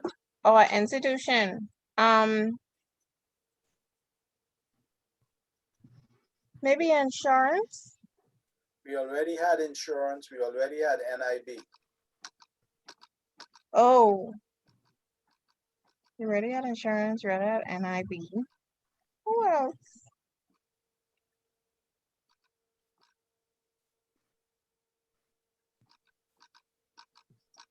I don't know who else. Of course you know. The You just ain't thinking straight right now. Come on. You know, who Like, yeah, has money like in this Shell. country? Shell, what, like Shell? Shell would maybe interested, but no, not really. Who Um, buys big shares, big blocks of shares in the Bahamas? Every month when you get money out for something besides NIB,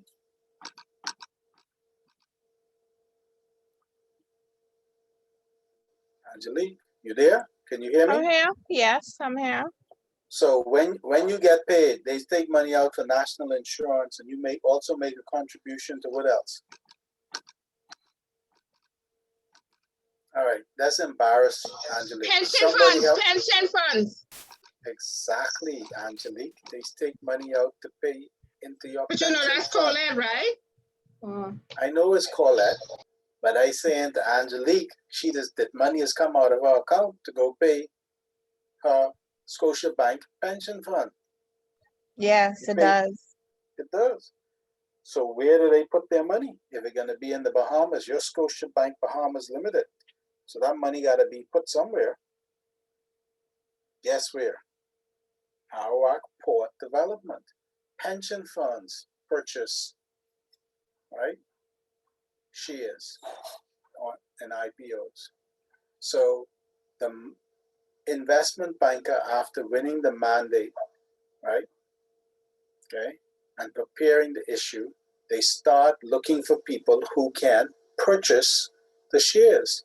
The first people they go to are the institutional investors who can buy lots of shares. NIB, insurance companies like JS Johnson, right? Bahamas First. Then they go to people like the pension funds that are managed by Providence Advisors. There's the government pension fund. There is the bank pension funds, the Bank of Bahamas, Commonwealth Bank, right? Then they also go to people like CFAL, right? And to Leno and to Fidelity, because they have customers, large customers with lots of money who will be prepared to buy that. The last place they go is to the general public. The last place they go to look for money. So that is called preparing the issue, because they have to prepare the issue in terms of creating the story, right, as to what these funds are going to be used for. They prepare the issue by pricing. What is the price of the stock going to be, right? They prepare the issue by getting all the regulatory approvals in place, right? That is, the board of directors are approved, right? The insurances, the staffing, all of those key positions are filled, right? All of that is called preparing the issue. After they've prepared the issue and they have the commitment from the various large players, right? They then agree with their customer based on what their feeling is or what their understanding is about the appetite for people to buy all of these shares. That is institutional investors as well as individuals, right?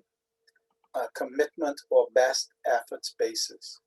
Commitment is like a guarantee. They commit to selling all the shares and raising the full amount of the money, right, that the customer is looking for. Best efforts is not a commitment, is not a guarantee of any sort. They say we will get whatever we can, right? And hopefully we will be able to sell all of the shares and raise all the money that you want. A commitment, the borrower loves that because he knows that he will get the full amount of money that he's looking for. Best efforts, right? No, he's not sure that he's going to get everything. There's a chance that he may not make the full amount that he wants. The commitment, you pay more for that. You can pay the investment bankers, right, a larger percentage of the total amount raised than on a best efforts. So if best efforts is 2.5%, sorry, if Best efforts is 2.5%, yes. Commitment may be 3.5%. Okay. After they've gotten all of this sorted out, prepared the issue, they've got the commitment or best efforts, mandate, so forth, they then go about issuing the IPO, initial public offering. And this is when the shares are made public to anybody who wishes to purchase them, right? By the time that happens, the investment banker has already secured probably close to 85% of the shares to be sold to institutional investors because they take the biggest chunks. Then come the public, okay? And that is basically how you do an underwriting for, right, an IPO. Again, this is in your textbooks, and I urge you all to read it. Okay? So, Angelique, you bought any shares in Arawak Port Development Company? Angelique gone again? Are you still there, Angelique? No, I hear. I can't see you. You got your video off. I can't tell if you're there. Your mic is muted. Ah, you see that? Now I can see you. So when you ain't there, I could say that you ain't there. Okay. So you have any Arawak Port Development shares?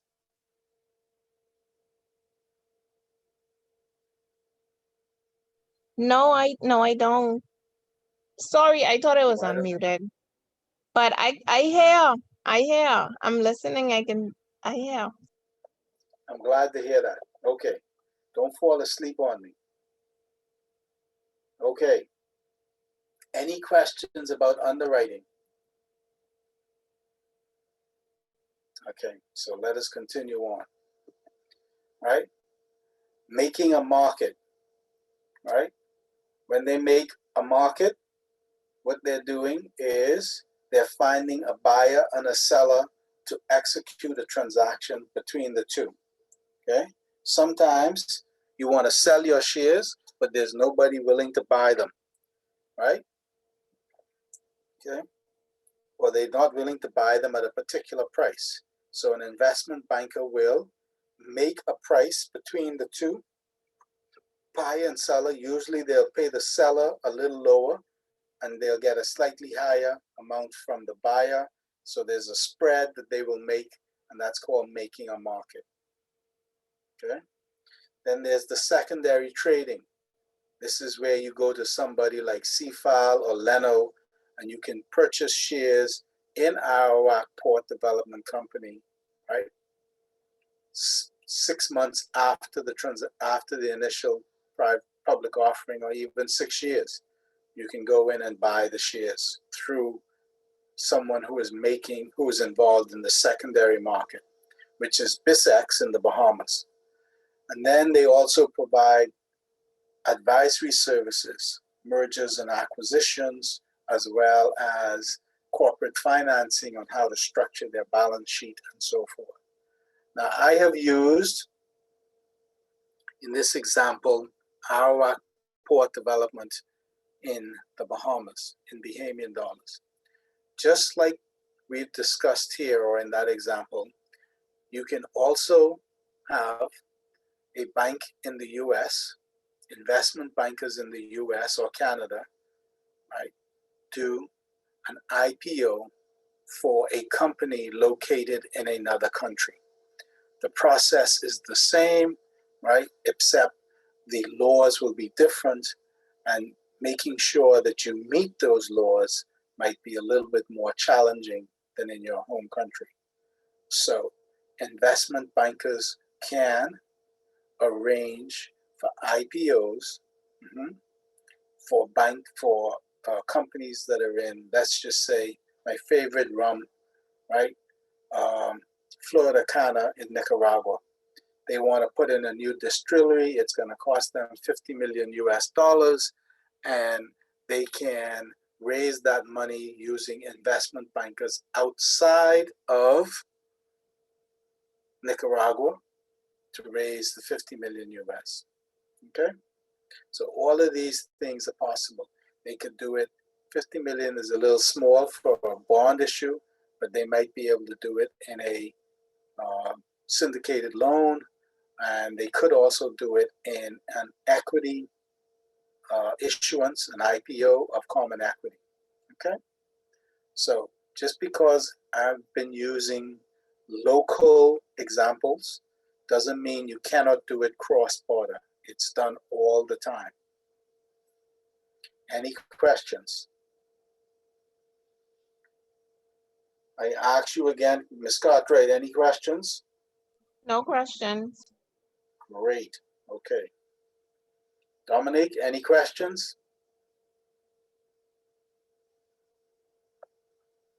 That's a no or yes, Dominic? No question. Great. Okay. Other business streams, right? Now, investment bankers are mercenaries. Anything that they can make a dollar off of, they're gonna seriously look at, okay? And they're the guys that come up with all the different things that you hear new. Bitcoin, right? Cyber currencies, that's investment bankers that come up with that stuff, right? Right? Artwork that can be valued and sold and held, that's investment bankers.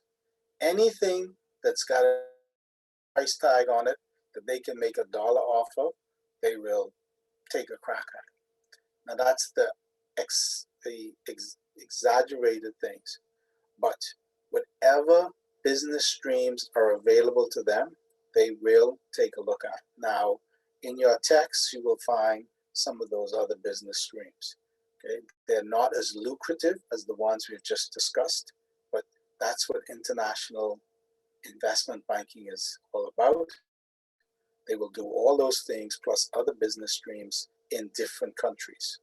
Okay, I gave you the example of Scotiabank Bahamas financing by project finance the Grand Bahama Power Company's new generation plant, power generation plant.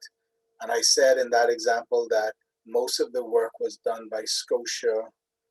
Well, all of the work was done by Scotia New York, and that was their investment banking team that did that. They booked it in Nassau, Scotiabank Nassau, okay? But the people who did the negotiation, that flew out to meet everybody, was nobody from Nassau other than one guy who was on the credit team, right? Who reported to Toronto, okay? Trends in investment banking. The biggest trend in all types of banking is basically globalization and what they call fintech, financial transaction, okay? But the big one for investment banking is globalization, whereby you have investment banking people from different countries operating in another country. So you have investment banking guys from New York doing deals for the Bahamas, for Panama, for Australia, wherever the money is or wherever they can find the customer, okay? The big market for investment banking at the moment is Southeast Asia and China. Hong Kong, China, Indonesia, those places where the economy was really, really booming. Now with the pandemic, it slowed down quite a bit.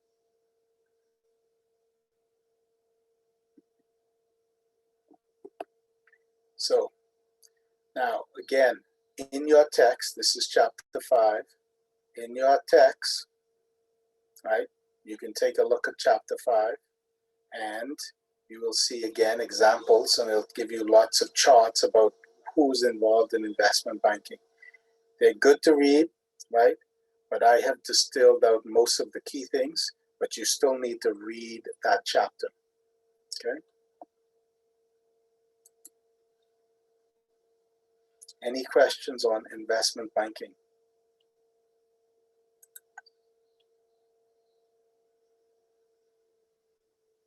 No question. Okay.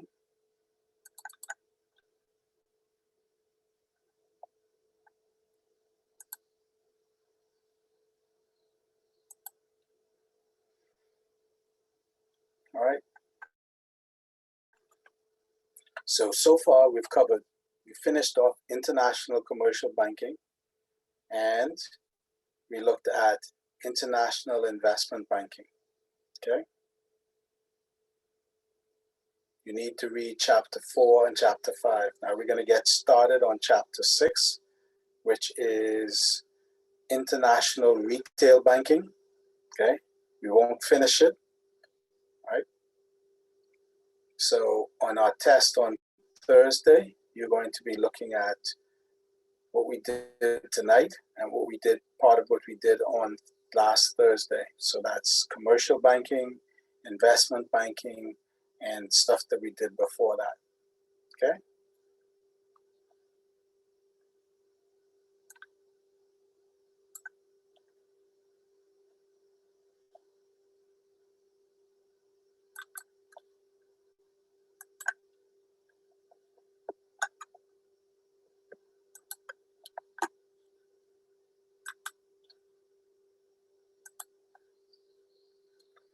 So this is one of my favorite quotes. Right? The only man who sticks closer to you in adversity than a friend is a creditor. So true. Don't owe my friends at Commonwealth Bank any money. Is that correct, Dominique? Is that correct, Colette? Is that correct, Letheria? Don't owe you all money. No, don't. Dominique, what you got to say? I can't really, yeah, I have to switch. Do not You owe in and out, Commonwealth Bank sorry. any money. Could be my internet, but I doubt it. All right, so we're going to talk about international retail and private banking. Okay. Now, international retail banking is the provision of banking services to individual consumer via mass market delivery channels in various countries and markets. Now, my friend Angelique, Scotiabank Cartwright, Scotiabank is a really, really good example of international retail banking. Right? No matter where you go in the Caribbean, Scotiabank is going to look very similar. Right? Their products are going to be very similar, and they're going to be delivered through mass market delivery channels. They are not into no kind of personalized service.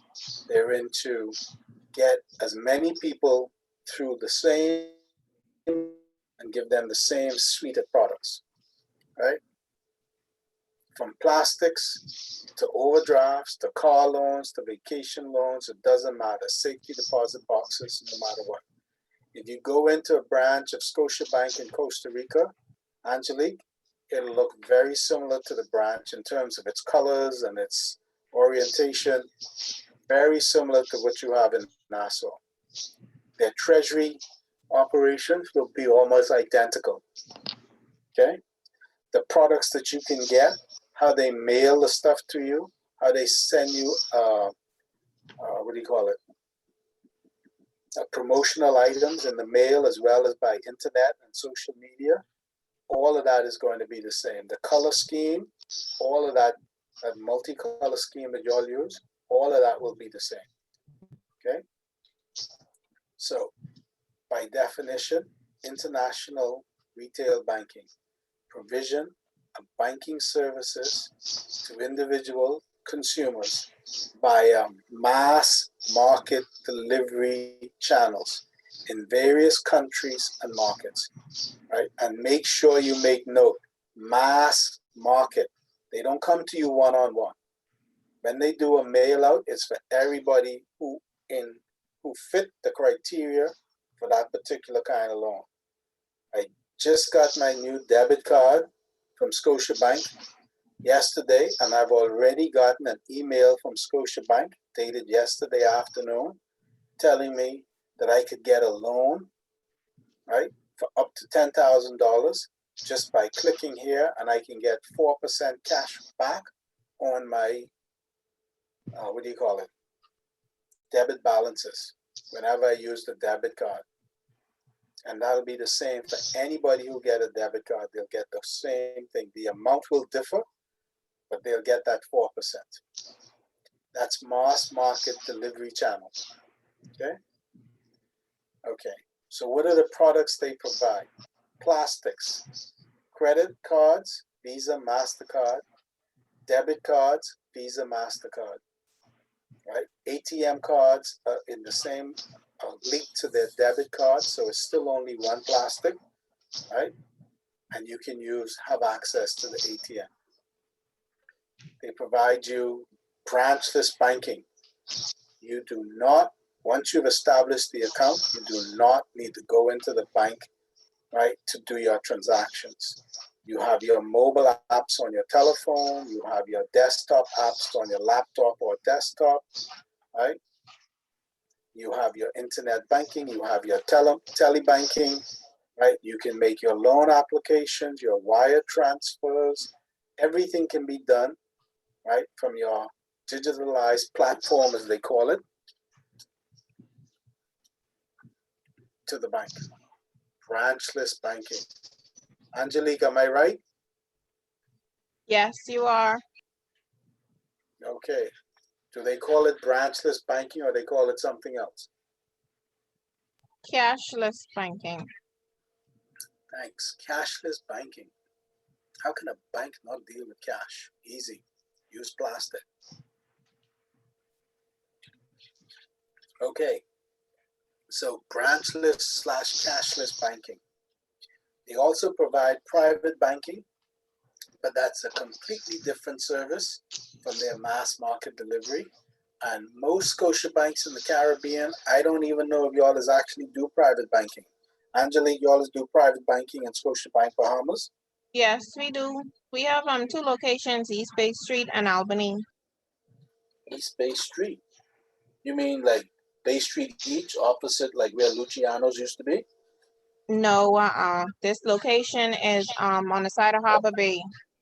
Oh, yeah. And that's where you have your trust operation as well, right? Yes, private banking is under them. They're And that in is, Albany. okay, and that is for Bahamian or non-Bahamians? Non-Bahamians. Okay, so that's effectively offshore bank private banking because it's not in Bahamian dollars. Everything is in US or some foreign currency, correct? Yes. Okay. So in our case, right, the private banking is not geared to domestic or residents of the Bahamas. It's geared to non-residents. So it's effectively an offshore banking operation for Scotiabank here in the Bahamas.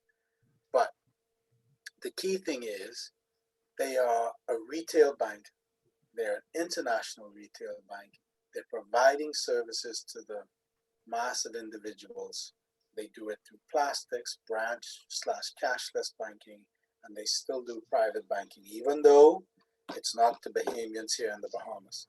In other countries, it would be to locals as well. So if they were in Costa Rica, their private banking would be to individuals in Costa Rica where they are. Okay? So what kind of plastics do they have? They have credit cards, they got debit cards, and they have ATMs. Now, most ATMs are now combined with your debit cards, and your debit cards are combined with your Visa or MasterCard. So they're branded. That means that you can use the card where, Angelique? Where can you use a Scotiabank debit card? Anywhere. Anywhere? Can I use it in Florida? Yes. That means it's branded, right? It has a Visa or MasterCard. If not, I wouldn't be able to use it in Florida, right? Correct. Correct. Dominique, you agree with that? You're in card services. Yes, I Dominique? agree. Okay. So they've taken an ATM card, which means that you could use it locally at the automated teller machine. And they've put a Visa or MasterCard brand on it. So now you can use it outside of the country as if it's a Visa card.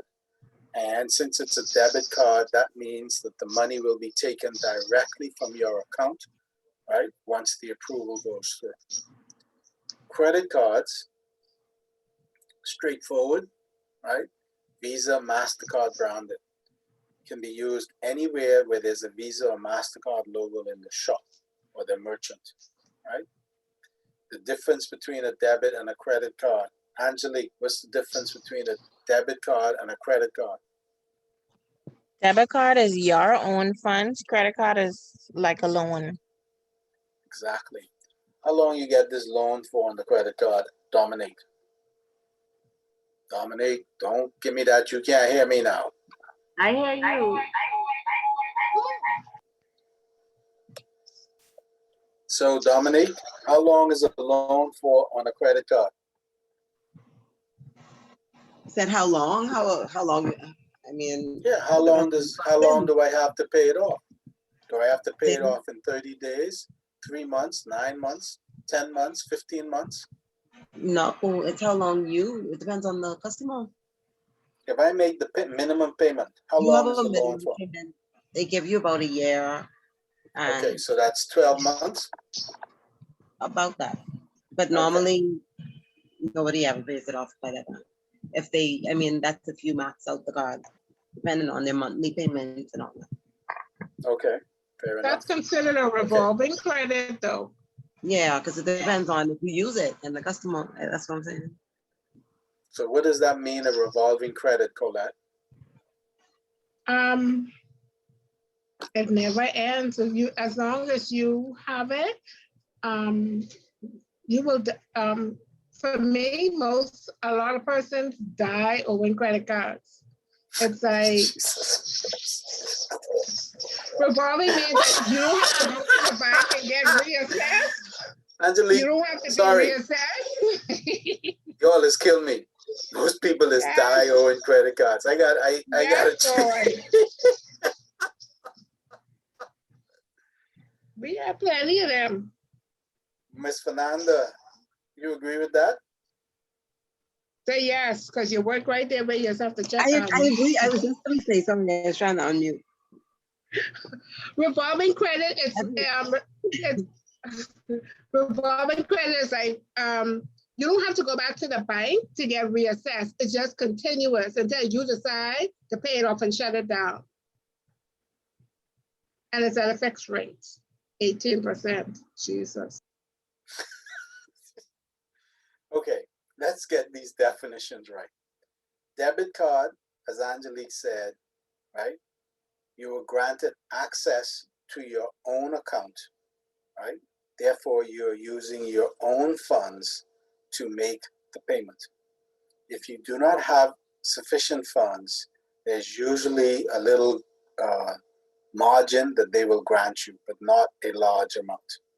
You may be able to put in place some sort of an agreement with the bank that if you use your debit card and it goes over up to a maximum, that will be acceptable. But usually they will not do that. They will only give you a small figure, like maybe 10% or something like that. A credit card, you are using the bank's money. You are not using your money. And you have 30 days within which to repay it in full or be charged interest. Okay? So if I make a payment of $4,000 on my credit card and the bill comes due and I pay the minimum, I have effectively taken the credit. If I pay the full amount outstanding on the statement, I will be paying it off in full and I will not be charged any interest. Dominic and Angelique, is that correct? Correct. Yeah. Okay. Now, that's a significant difference, okay? And you must be fully aware of that. You do not have to take the credit on a credit card. Most of us do because we ain't got the money to pay it off in full. But in principle, you can pay it off in full and do not owe the bank anything other than the amount of money that you charged in the first place. Now, if y'all are cheap like me, I paying them off and I never paying Scotiabank. I have a Scotiabank credit card. I am never paying Scotiabank any interest, Angelique. None whatsoever. Let me look at Angelique's face when I say that. She go on blank again on me. Okay. I am not paying Scotiabank any interest on my credit card, ever. That's Right? fine. That's fine. You see me, right? Yeah. You can see my face, right? Yes, I can, but you're smiling. That means that you don't hear me say this before, must be. Anyway, so a credit card. Now, I want you guys to make sure you understand that the credit card, the card holder has a choice as to whether to take the credit or not. Okay? It's called a credit card, but it's first and foremost a means of payment, just like a debit card is a means of payment. Don't forget it. The primary thing for a credit and a debit card is that it is a means of payment, just like cash or a check is a means of making a payment. It's not credit, even though a lot of people take it. Because you have the choice, it is different. Okay? So when I ask you all what is the primary role of a credit card, and you all say credit, I'm going to say wrong.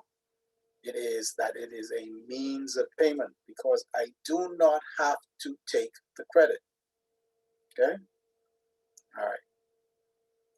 Now, if you have a plastic, if you're using plastic, you have to take into consideration as the bank that's issuing it, the security associated with the plastics. It has become exceptionally sophisticated because credit cards have been the targets of thieves and hackers for umpteen years. So the security surrounding them has become sophisticated. Doesn't mean that the hackers aren't winning sometimes, but the banks are slowly but surely closing that gap. We now have chip-based plastics, right? Where the chip is embedded in the plastic and you have to key in your PIN number. You do not sign anymore. Okay? When was the last time anybody signed their credit card voucher or signed even electronically for a credit card transaction? I mean, This week, it can make you sign for some reason, some places. Okay, and where was this, Dominic? Not Dominic, Keelia. wait, let me look at my text messages to see. What the? You mean you ain't know where you signed for it? Because you know, each time I swipe, it goes to my phone. So at Book Do you have a World, chip in your plastic? yeah. Oh no, it doesn't. It have a chip, but it doesn't require a PIN. Okay, then you would have to sign most of the time.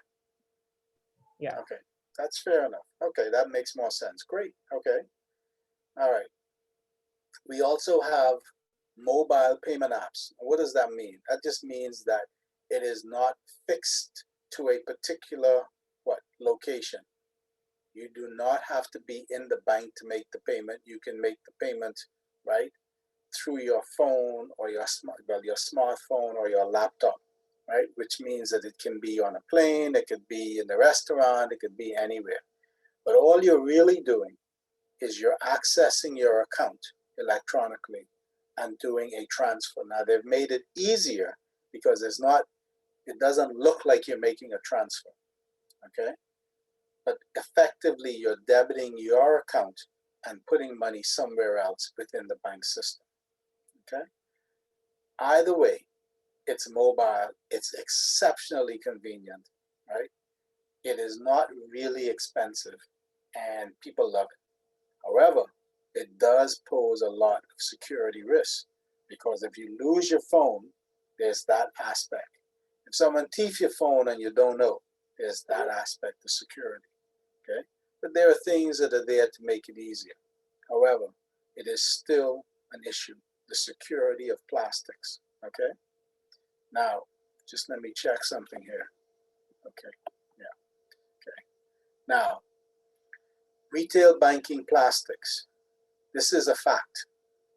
More transactions take place in terms of the actual number, right, on credit cards or plastics, debit and credit cards, than any other form of payment in the world. Even cash don't come close to what is done by debit and credit cards. Put this in perspective. Today is Tuesday. How many of y'all have used cash to complete a transaction today or yesterday?